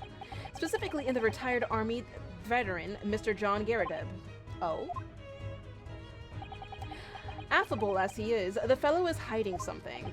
Whether or not it imposes on the circumstances of this case, I am as yet unable to ascertain. I'm thoroughly lost on what he means to say. He means that he is suspecting the maid and the old man that can't walk, apparently. Or walk well, apparently. And I suspect them too. They're super sus. Alright, the dingy room. This room is thoroughly suffocating for the soul, my dear fellow. I assure you, any man whose lot is to dwell in a place such as this will stab somebody sooner or later. Mr. Natsume has stabbed no one. Ah, but sooner or later, as I said. I don't believe that's the issue here. About this dark little room, Mr. Sholmes. Why is there no longer a window? Do you have any idea? No window? Well, I mean, I can clearly see that there is a window of sorts, but you can't see outside. But it's been completely blocked with bricks. Ah, I see. The answer to that question is quite simple. Window tax. Excuse me? Window tax? Window tax? What is that? Surely not a tax on windows. What? Precisely that. Oh my goodness. Until relatively recently, a tax was levied on households in this country by the number of their windows. Those of lesser means, having inherited a sizable and costly family home, perhaps rapidly closed windows up, while the rich opened windows here, there, and everywhere, in an effort to curry favor with those in power by furnishing them with large sums of tax money. That is... I am happy that shit doesn't happen like that in that way anymore. I mean, still shit happens tax-wise and other things, but really, window tax? How awful and unjust, forcing people to live in rooms devoid of light. Indeed, disease was rife as a result. So 40 years ago, or thereabouts, the window tax was oh, okay. It's abolished. Good. But its legacy remains, as you can see, in squalid lodgings such as these, for example. You know what? I wouldn't be surprised if Natsume is just batshit crazy because he doesn't get enough sun. I'm thoroughly convinced he doesn't get enough sunlight. I suppose Mr. Natsume's stipend for living here in London isn't very generous, perhaps. It would appear so. I've done a little digging and discovered that these lodgings were offered at an extraordinarily low price. Oh, because the room is so awful, I should think. Apparently, Mr. Natsume only moved in here about 1 week ago. Yes, that's correct. However, I don't believe the low rent is explained by the shabby nature of the accommodation. Oh? Still, that is of little relevance here. A matter not worthy of further attention. Are you sure? I'm curious now.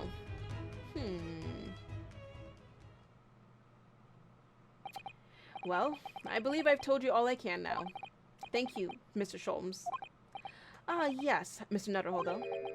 Was it not your intention to become a practitioner of law? I already am, bitch. I got my badge on my shoulder. I proved myself.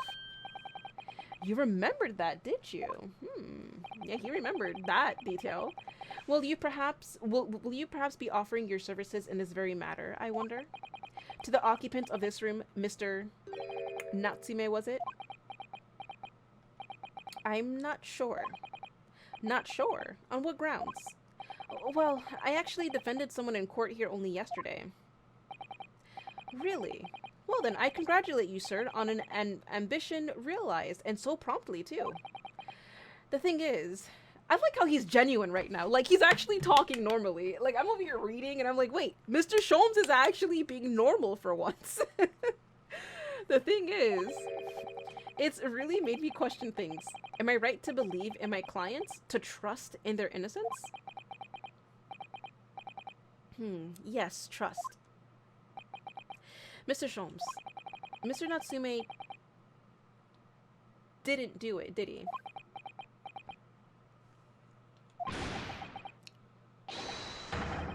My dear fellow, I haven't the first idea. Oh, but I thought that's why you were here. Did you not come back to investigate? Yes, that was indeed my initial intention. But there are simply too many fascinating books here. I couldn't possibly ignore them. Oh, I see. Nevertheless, there are two facts that I can state quite that I can state without a doubt. The man who fled the scene of the crime two days ago was the Japanese occupant of this room, and there are witnesses who swear to having seen the same man commit the crime. That is all I can say. And one more thing. Oh, what is it, Mr. Sholmes? Tell us. I cannot say with any certainty whether or not it is of relevance to this case, but I'm quite sure that the retired army man who owns this property is hiding something. Mr. Garrideb is? Mr. Sholmes said as much before, actually. He did. Anyway, at present, that is really all that plays on my mind in relation to this case. Mr. Naruhodo, as yet, your investigations have uncovered nothing that could help establish Mr. Natsume's innocence. No, you're right. Perhaps it's time to be probed a little deeper into Mr. Garrideb's secret. Just remember, I cannot be sure whether the landlord's secret will prove to be of relevance or not. But I wish you every success, of course, Mr. Naruhodo. Alright, thank you, Mr. Sholmes. I appreciate. A busy man indeed. He's gone back to his book in the corner of the room. Alright, so do we just like...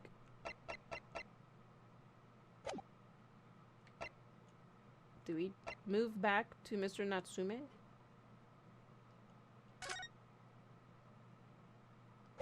I'm assuming we move back to Mr. Not assuming, like, we're done here. Oh, Garrideb. Okay, Garrett. Sorry, Mr. They keep saying so many names. Garrideb, Natsume, Bing Bong, SS Buria and shit. Like, I'm not I'm a little out of it right now. Thank you for reminding me. Thank you. All right, let us go to Mr. Garrideb. God, I'm out of it. I hope we just get to the courtroom, see Van Zeeks, and then maybe do like one cross-examination where it's not too hard, where I don't have to use my brain much. So then tomorrow I can go full on hard. Oh, I'm already here. I will go back if there's no progress and examine that. 19th of February, Mr. Garrideb's room. Ah, you pair again. Tell me, was the detective chap, I forget his name, still hard at work down there? Oh yeah, hard at work at reading garbage. Mr. Herlock Sholmes? Ah, yes, rings a vague bell. All that detective business isn't really my thing, I'm afraid. Well, Mr. Sholmes is in his element down there. Jolly good show. Another cup of tea, if you please, Joan. Now then, why don't you tell me? Okay. For the upteenth time, woman, will you watch what you're well doing? I shall be serving dinner shortly, sir. Yes, of course. Frightfully rude of me, but I'm afraid I shall have to ask you to take your leave, if you'd be so kind. Oh, yes, of course. We are deeply grateful for all your assistance. Not at all, not at all. Don't get much chance to talk with young foreigners like yourselves. It's been a pleasure. Best of luck and all that. Perhaps you could see yourselves out. According to Mr. Sholmes, Mr. Garrideb is hiding something. And since no other avenues of investigation seem open to us at the moment, perhaps we should do some digging. Oh, digging. We get to examine things. Ooh.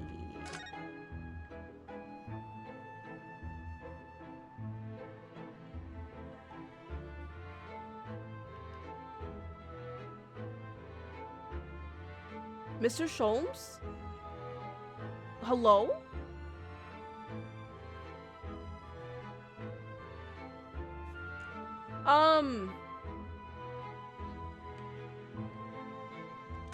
Hello?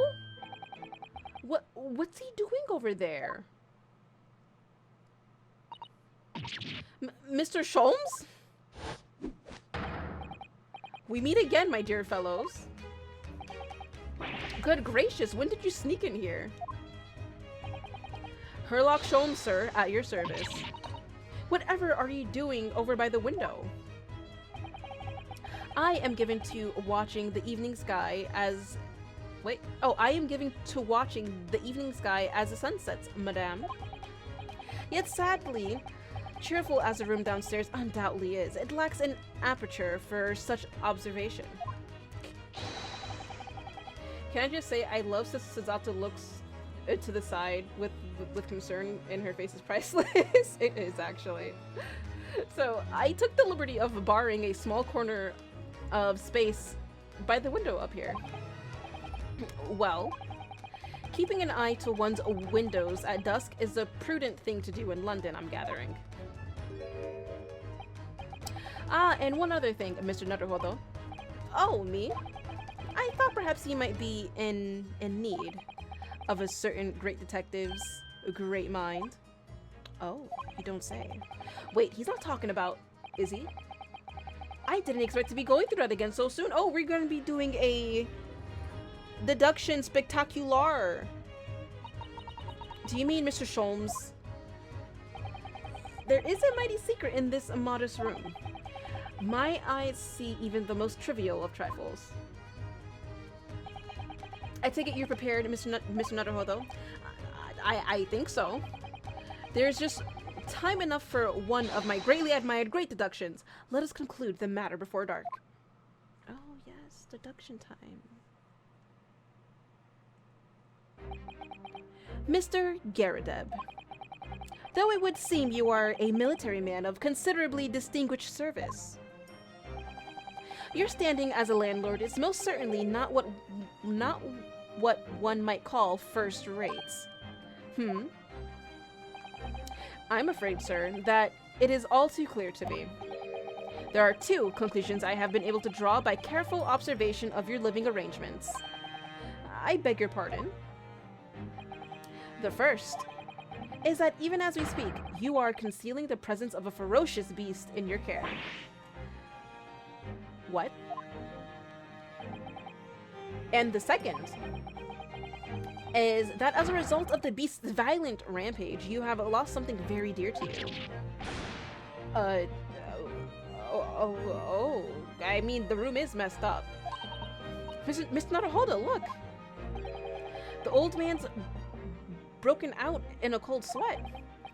Unbelievably, it seems Mr. Sholm's conclusions are both spot on. How could you possibly...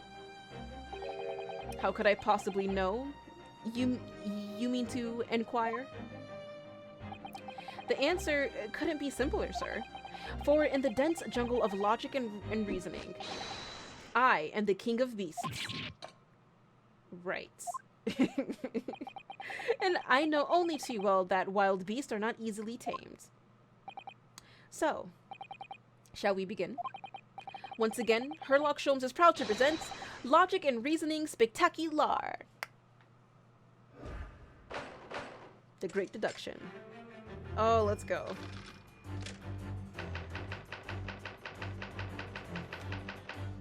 Nature of the beast.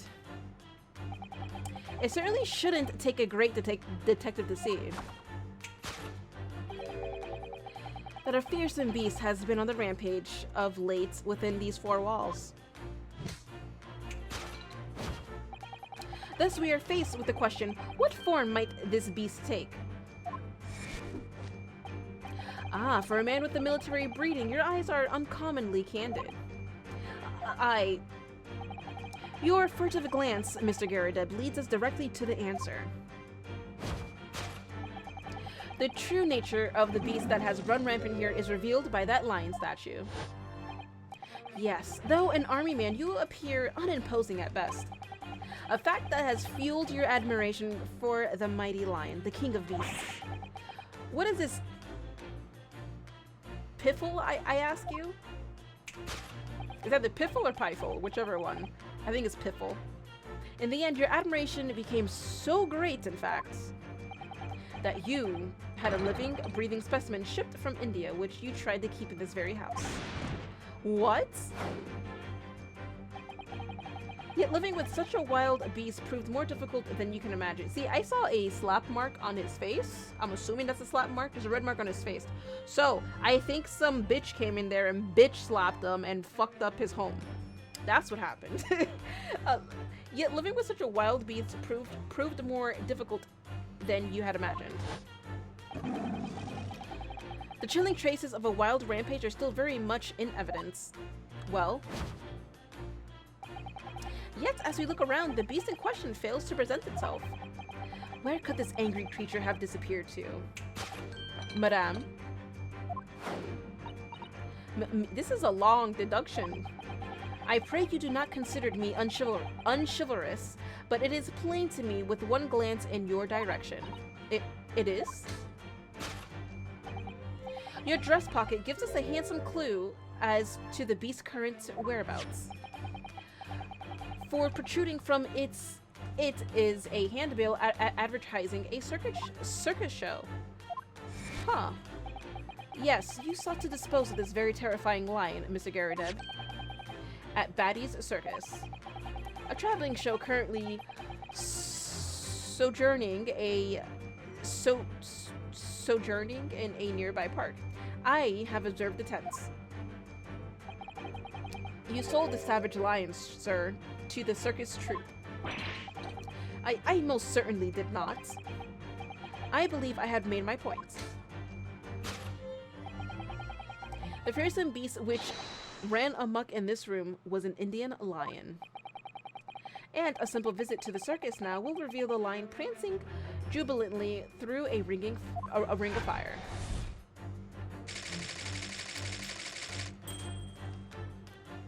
Yeah, I don't think that's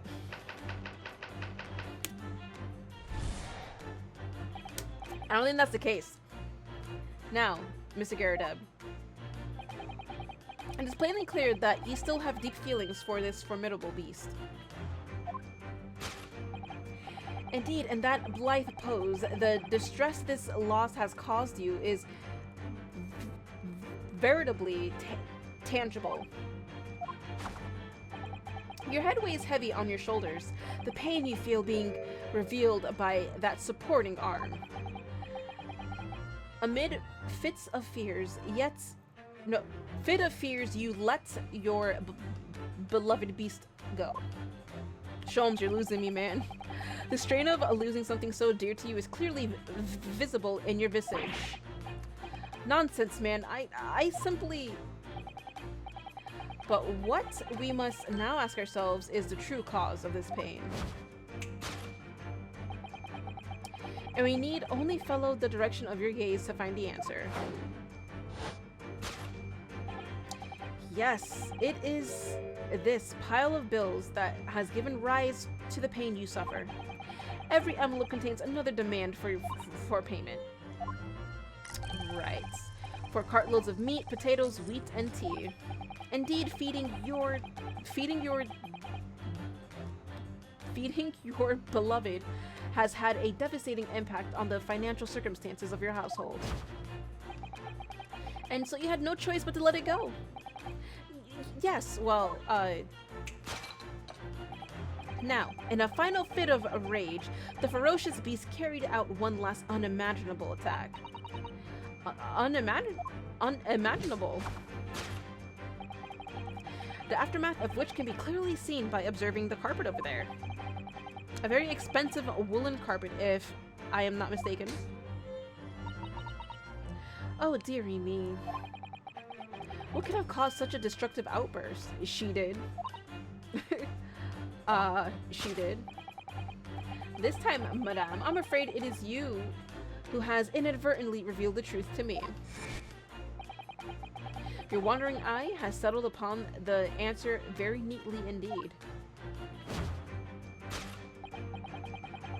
Yes, to explain the dire state of the carpet, we only need look at the Tower of Cakes.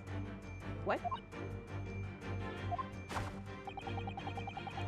There's no creature more dangerous on this earth than a beast with an unsatiated appetite.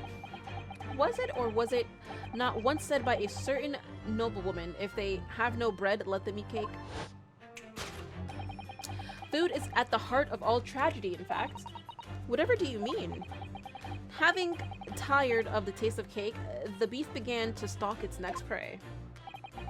I'm sure I need not spell out the nature of this final act of destruction carried out by the beast. There is only one logical conclusion. Worked into a frenzy by hunger, the lion attacked and ate the carpet.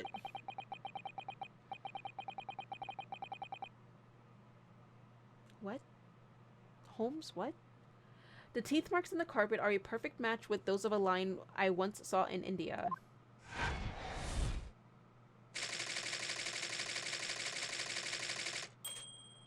Carpet gnawed on by the starving lion. Right. Thus concludes Sherlock Sholmes' great deduction of this beastly puzzle. Thank you, Sherlock Sholmes.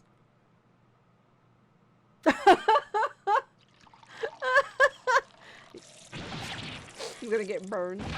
That's funny. What is the matter with you, Joan? You're pouring scalding hot tea all over me. That's funny. They gave him both the Pika faces. Like, what? Oh my god.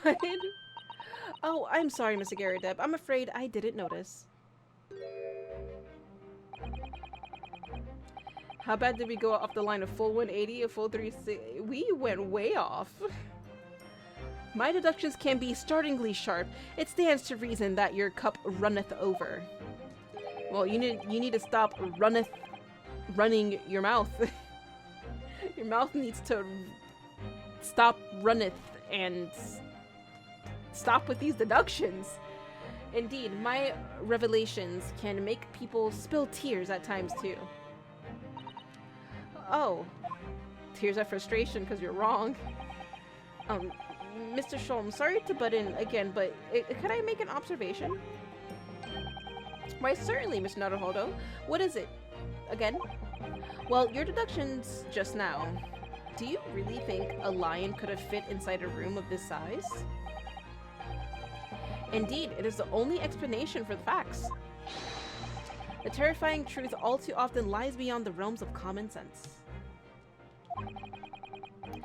But wouldn't it be an idea to consider what lies inside the realms of common sense as well? But if an uncaged lion had run amok in this very room, surely Mr. Garredup and his maid would have been hurt or worse. Ah, that's where you are stuck. No doubt the former military man held his own against the beast using that large cannon. I thought you said that they sold the lion to the circus. And what about the food? Meat and potatoes are one thing. But I don't believe I have ever heard of a lion that drinks tea. Ah, my dear Miss Susato, it occurs to me with some regularity that irrespective of race and breeding, whenever anyone lands on Great British soil... Oh my god. I am so tired. Anyone lands on Great British soil, they are infused with a highly appropriate taste for afternoon tea. Oh, what a glorious notion. Well then, Mr. Naruhodo, it's your turn to shine again. I had a feeling that was coming. A slight massage? That's all Mr. Sholm's deductions need. You can do it. Right. Excellent. I've been waiting for my trusty partner in deduction to step forward, Mr. Naruhodo. We don't even know yet whether or not this is going to help Mr. Natsume's case. Still, uncovering the truth is always worthwhile, whatever the motivation. At least that's what I want to believe. Let us start again. From the beginning. Oh god, your deductions were so long. Of Herlock Sholm's logic and reasoning spectacular.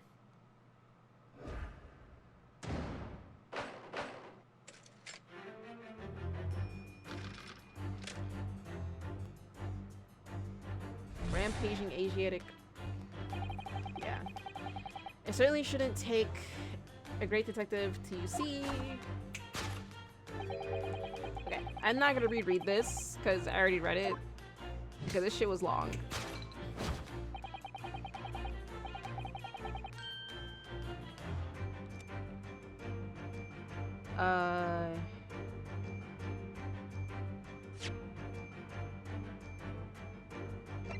Okay. No, I'm just making sure. I can't remember like if we could present evidence or not in this, but no.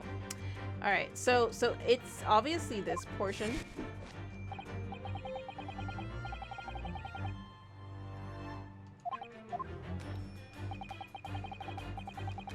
All right, Mr. Sholmes, please.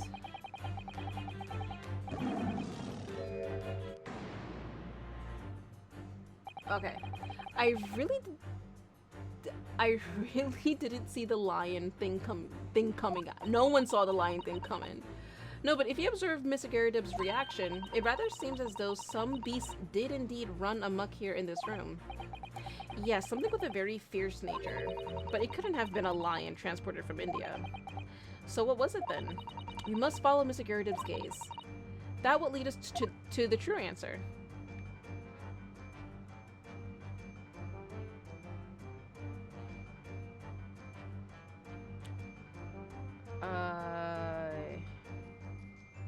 I see a broken photo.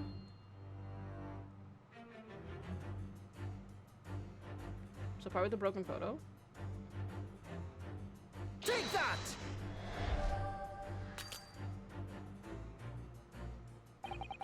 Behind the lion statue on the mantelpiece, almost deliberately hidden from view, is a photograph. Though I have yet to examine it in detail, I can assure you that it holds the answer.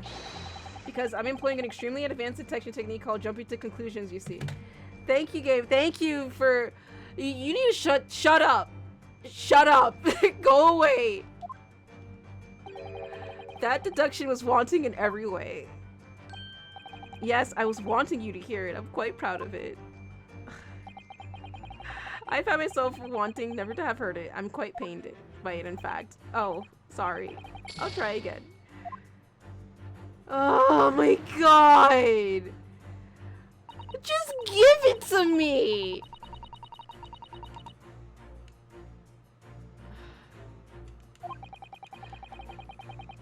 Just give it to me!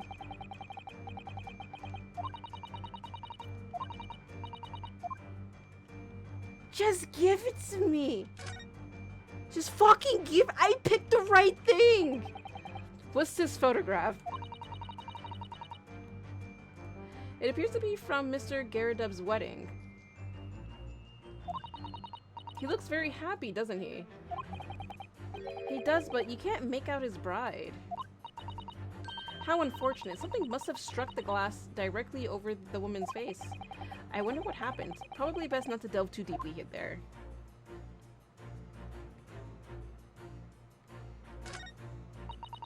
The glass is broken so you can't see the bride's face at all. But no amount of cracks could hide the woman's plump form. I think powerful would be kinder than plump, Mr. Monaro, though. Yes, she certainly looks that. There's a lot of horsepower there. Oh my god. Not someone you want to upset, that's for sure. Oh, look! Have you noticed her wedding ring? It's very large, isn't it? Yes, that's an unusual design. It looks like some sort of embellished sunflower. Right, okay, and then Mr. Garadub? This must have been when Mr. Garadub was still in the army. He seems to be carrying his rather stout bride effortlessly and beaming a smile at the same time. I suppose he was very strong in his younger years. Hard to imagine now. He's as thin as a rake. Okay.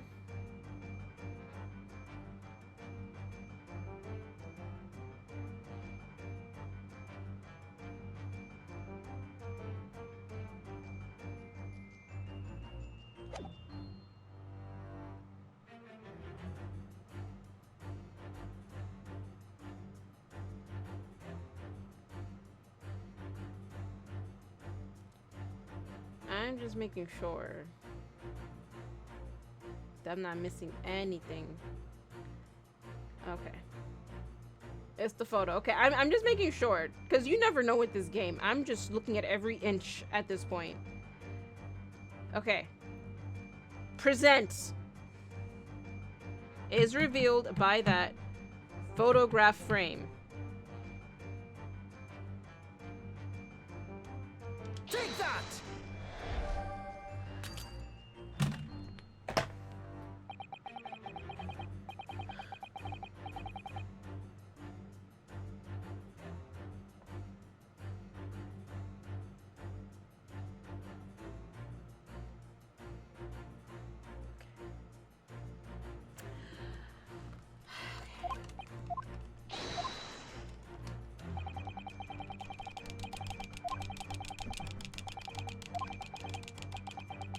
Just don't make me sit through this. I fucked up, I know. I fucked up. I hate this game. Just let me go. Let me go. Just let me go. Just let me go. Just let me go. Just let me go. Okay, thank you. Thank you. Okay. Am I supposed to highlight the bride? Okay. By that newlywed bride. I don't know. Okay. See, the photograph sounds like it fits better in that sentence.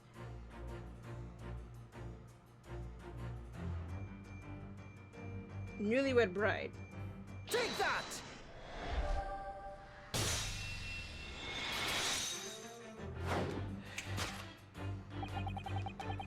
The true nature of the beast that has run rampant here is revealed by that newlywed bride. Fuck this game. If it was old school Ace Attorney, I would have gotten it right still. Just saying. Precisely, Mr. Naruhodo. No other explanation could possibly fit. Yes, this framed print pictures your wife, Mr. Garrideb. And while we lament the fact that her face is obscured, we can still make out her mighty arms and note the considerable horsepower they must contain. Oh, Indeed, surely any woman of such powerful constitution would be honored to be described as a beast. Honored might be stretching a bit. Too late. The fact remains that the beast, which so clearly savaged this room, was your wife, Mr. Garrideb.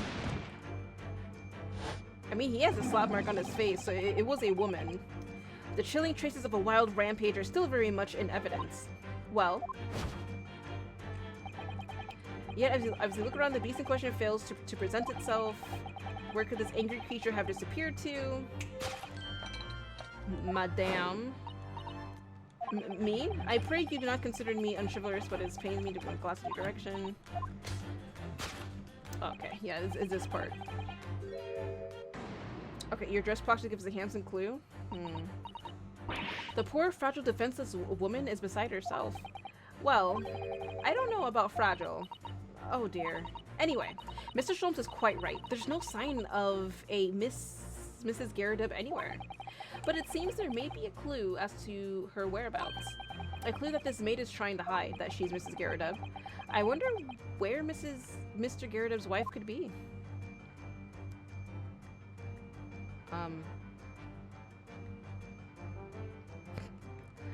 I like to just select Maid. It's the Maid. Aha! She's wearing a very large ring, look. Oh yes, a sunflower design with some rather nice embellishments. And it's on the ring finger of her left hand, which means it's surely a wedding ring. It looks like it's on there for life too. I can't imagine it would slide off a finger of that size. That's something to think, Mr. Naruhodo, not to say. Do you know Mr. Garrideb's wife in the photograph had a ring very much like this one? It was a large sunflower design as well. Really? You have a great memory for these things. A large sunflower wedding ring. It's quite a coincidence that they have the same ring, isn't it? Alright, present! Take that!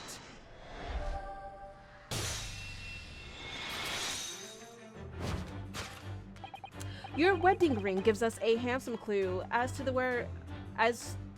the beast's current whereabouts. Indeed it does. That flowery band gleaming on your finger gives you away.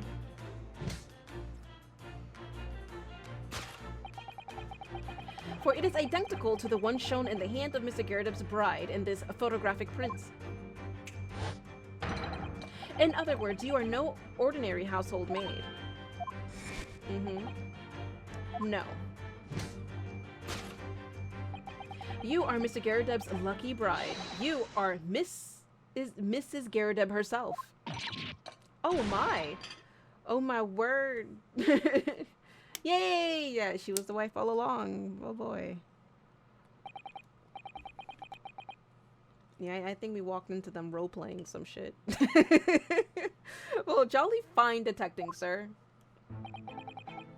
As you rightly surmise, this is the wife, yes. My Joan. Rather let herself go, you might say, but she was...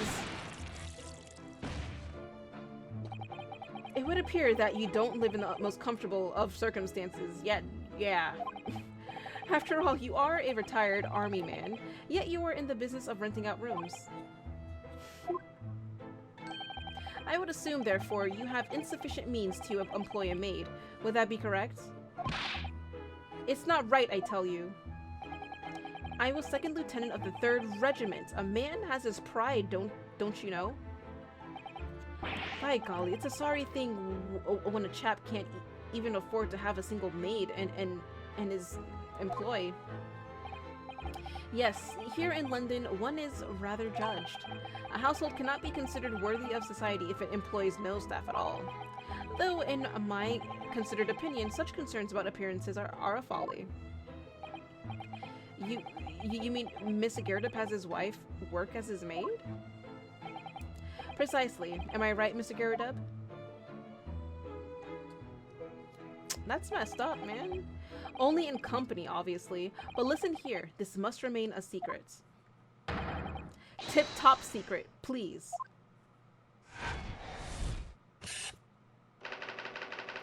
The raging wife. The raging wife of Mr. Gerda. I like that. I like that. Oh boy, the carpet. Now, Mr. Gerda. It's plainly clear that you still have deep feelings for this formidable beast. Indeed. In that blithe pose, the distress this loss has caused you is veritably tangible. Your head weighs heavy on your shoulders. The pain you feel being revealed by that supporting arm. Mr. Sholmes is quite something. He's still calling Mr. Gerardev's wife a beast. Yes, as a woman that feels rather uncomfortable. But Mrs. Gerardev is standing beside her husband as we speak. In other words, he hasn't lost his beloved at all, has he? Oh, how true. So perhaps that supporting arm that seems to be propping up his head has some other significance then.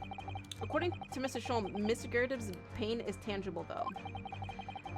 What could that pose of his really signify? He got slapped in the face. Slapped cheek. Oh my, look at that bright red mark. Gosh, that's quite something, and clearly made by somebody's hand. Yes, Mr. Gerardov has been slapped on the face, it seems. Hard. I've never seen such a clearly defined mark. Whoever could have done such a thing? Well, there's a very limited number of candidates, I'd say. Alright, so your head weighs heavy on your shoulders. The pain you feel revealed by that slapped cheek. Take that! Yeah. Slapped cheek. Your head weighs heavy on your shoulders. The pain you feel being revealed by that slapped cheek. And of course, the deliverer of that impressive mark on your cheek that refuses to fade was you, Madame Joan Gerardeb. Well, yes. I like how she's not even denying it. She's like, yes, I did beat the shit out of my husband. Yes, I beat him up. Yes. Like, she has the most just eyes like, oh, it was me. Oh, you don't say. Well, yes. The finger went over the eye. That must have hurt like hell. Oh, yeah, that slap was a slap of ages. You've been desperate to hide the slap mark on your cheek, sir. Jeez. How the blazes? How did you work that out, man? Nothing escapes the notice of one trained in the art of observation, my dear fellow. That's why you haven't looked directly at us even once. To keep your other side from view. Well, now, let us proceed to the next conundrum. Why were you subjected to such a violent slap? In other words, we must ask ourselves, what caused Madame Gerardeb to fly into a rage? And we need only follow the direction of your gaze to find the answer. Yes, it's this piles of bills that has given rise to the pain you suffer. No, it's not the bills. Didn't Mr. Sholmes say that the bills were all for lion fodder? Yes, but now we've established that the lion never existed, which can only mean that the thing responsible for gobbling up all that food was Mr. Gerardev's wife. Mr. Nuttall! Oh my god! Oh my god! Naruhodo! Oh my god!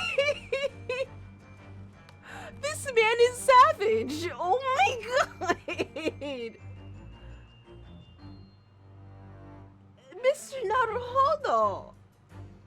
She's a person, not a thing! Yes, well, she's also a person who gave her husband a mighty slap round the face. One so hard that it left a perfect hand mark, in fact. Yes, why would a woman want to hit her husband with such force, I wonder? I'd love to know the answer to that question. Oh my god. Someone must be reading this book at the moment. There's a bookmark here, look. Mr. Garrett is clearly an avid reader. Oh, wait a minute. That's why she slapped him. I don't think this is a bookmark. Oh no, so it isn't. It's a note written in a woman's hand. Oh, James, I love you. Yours, Mary. And look next to the signature there. Lip marks made with lipstick. Oh, what a passionate and romantic gesture. Don't get any ideas, Susato-san. Oh dear, I'm sorry. So this bookmark is actually a love note then.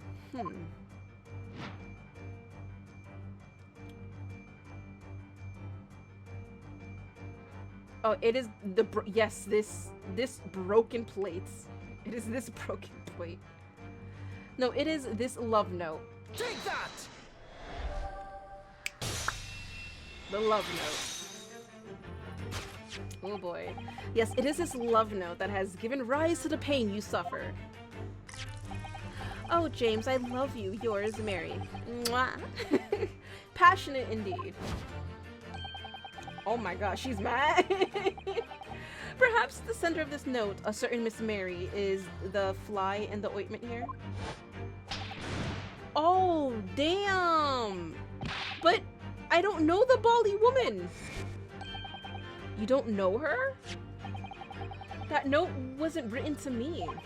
It was just in the book. I don't know how it got there. It was just in there, you say? That's right. That's what that's why the bitch has been burning. You know, you burn him up. That's right. Burn the shit out. That's why she's abusing him. It makes sense now. A likely story. Now listen here, Joan, old thing. I explained at the time. I bought the book at that secondhand place, and that note must have already been in there. So the previous owner of the book was using the note as a bookmark. As a bookmark, you mean? That's right, that's what I've been saying. Oh my god. A likely story. For heaven's sake, woman, look at the name. It's written to James. My name, in case you've forgotten, is John. A likely story, Mr. John. A likely story. Are you questioning my name now? Oh my... What is going on? Bruh, I feel those slaps. Holy shit. And there we have it. Arouse the suspicions of the female heart and you unleash a beast with the most ferocious bite. Oh my god. Now, in a final fit of rage, the ferocious beast carried out one last unimaginable attack. Unimaginable. Right. The aftermath of which can be clearly seen, observing the carpet. Oh dear me, what could have caused such a destructive outburst? This time, madame, I'm afraid it is you who has inadvertently revealed the truth to me. Your wandering eye has settled upon the answer very neatly indeed. Yes, to explain the dire state of the carpet, we only need to look at the Tower of Cakes. But surely Mr. Gyarados didn't eat the carpet. No, of course not. But there doesn't seem to be any doubt that the state of a disarray in this room is a result of her wild temper. No, that's true.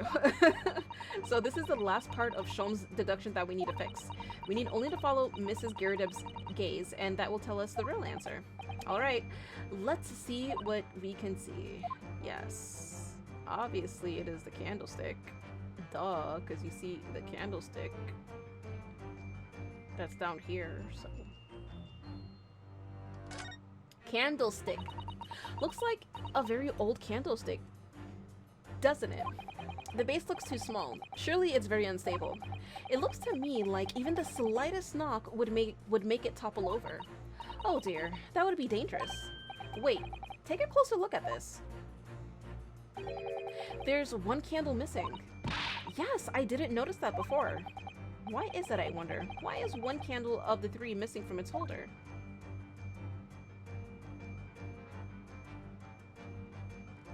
I have a feeling that's going to be wrong if I don't, like, examine the carpet first.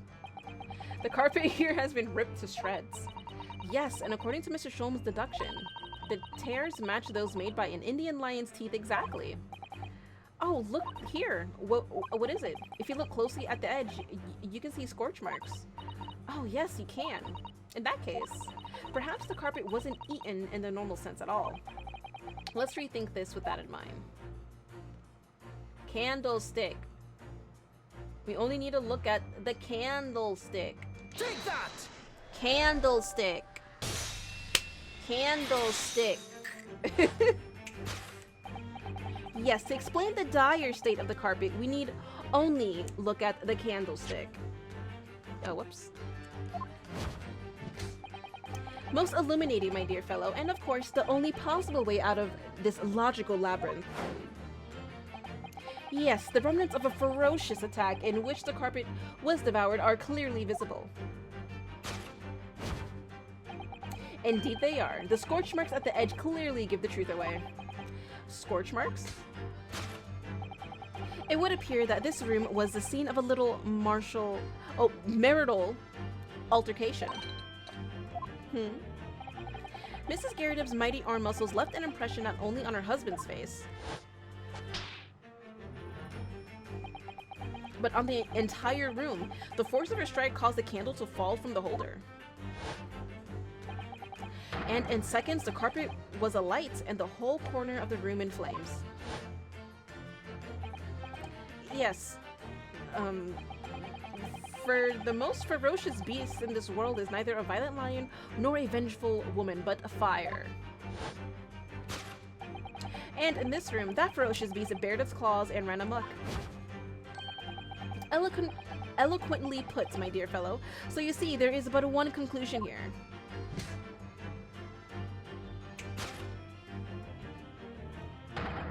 After the sparks of marital discord flew, this room was the scene of a fire. We win. Oh, he's gonna get up, damn. Mr. Sholmes, sir. I salute you. Oh my god, please, dude, please. You, okay. He died. He's dead. We killed him. He's dead. He died. We killed him. Good job, Mr. Sholmes. He's dead. we killed him. Carpet scorched by a small fire solved. We did it. Deduction complete. Elementary.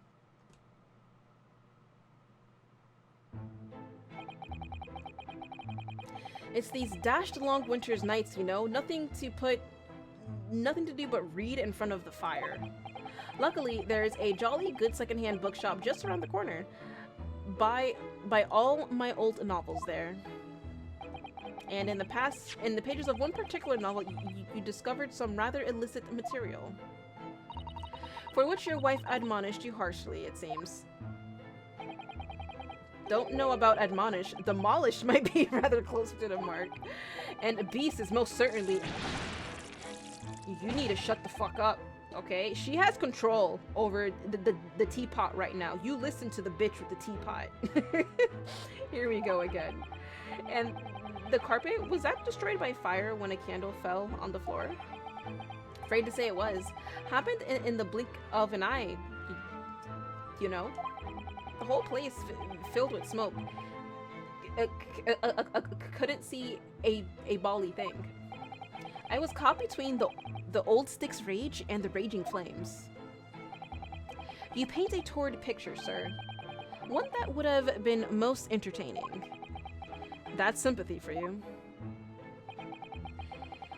It didn't take long for the fire to spread, of course. The bally furniture started going up as well. I've had to hide the mess behind that screen for the time being. Over there, Mr. Garadeb? Well, you have nothing more to hide now, if you'll allow me. Bum, bum, bum, bum, bum. Oh. Had all my favorite old novels in that case. But as soon as the fire got hold of them, that was it. Whoosh, up in smoke. Gosh. Then the wife started hurling things at me. That's funny. What a terrible sight it must have been. There was I, back up against the window under heavy enemy fire. Incendiary books incoming 10 to the dozen. Worst of it is, I lost my favorite book called The Lion's Pride. The Lion's Pride. Ah, yes, your notorious love of big cats coming through again. I assure you, the title didn't influence my choice in the slightest. So the poor man really did lose something dear to him as a result of the ferocious beast's rampage. Mr. Sholmes's deductions turned out to be correct once again. Yeah, after I fixed it, it can only be described as a great British wonder on how he ends up with these deductions. I tell you, it was a total carnage, flames everywhere, and the old stick in full fettle. Out of interest, what time of day was that? Not sure I can remember. It was two days ago now. Let's see. Around 5 o'clock, I think? So at exactly the same time as a terrifying incident was unfolding outside your window on the street below. Even more terrifying on the inside, I can assure you. The whole of a Blighty could have been flattened outside my window at that moment, and I wouldn't have noticed a dashed thing. Oh, really? You hiding something? You hiding something? Are you hiding something? Hello? Mr. Sholmes? Yes, Mr. Naruhodo? What can I do for you? Well, I think we've got to the bottom of Mr. Garadeb's situation now. But what does it have to do with Mr. Natsume's circumstances? Can't help you there, I'm afraid. What? My dear fellow, if you recall, I did say as much from the outset. I warned you that, although I knew the retired army man to be hiding something, I could not be sure whether his secret would prove to be of relevance or not. He did say that. I just knew you were going to say that. Of course. Now, Mr. Naruhodo, you mustn't lose heart. Bear in mind that all things fall into one of only two categories, those relevant to the case and those not. That makes no sense to me. Well, no matter. It is of far greater importance that you make up your mind now. Sorry? Visiting hours at the prison will soon be over. Oh no, is it that time already? If we're to accept Mr. Natsume's case, we have official paperwork to attend to. So that's it. No more time to think. Perhaps you'd like to betake yourself to bidding us farewell now? I must prepare supper for Mr. Garadeb. Oh yes, I'm so sorry. Thank you both very much for your time. Soseki-san will be waiting for us. And I'm going to have to give him an answer. Alright, so we will...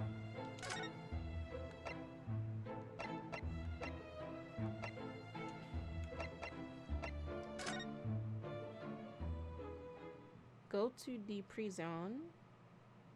Okay. Alright, so I'm gonna save. And no, I was gonna finish, like, I was gonna stop after that whole dialogue. That's much for sure, because I am tired. My throat is like, my throat is off, and I am like 2 seconds from like passing out. So sorry if my tone went down the drain near the end of this, because I was just tired. All right, let's go ahead and save. So we're at a good point to save, but thank you guys so much for stopping by. I appreciate it. And have an awesome day. And I will see you tomorrow for some more Ace Attorney at the same time, 9:30 p.m. Eastern Time. Yeah, other than that, have an awesome day. And I'll see you later. Bye-bye.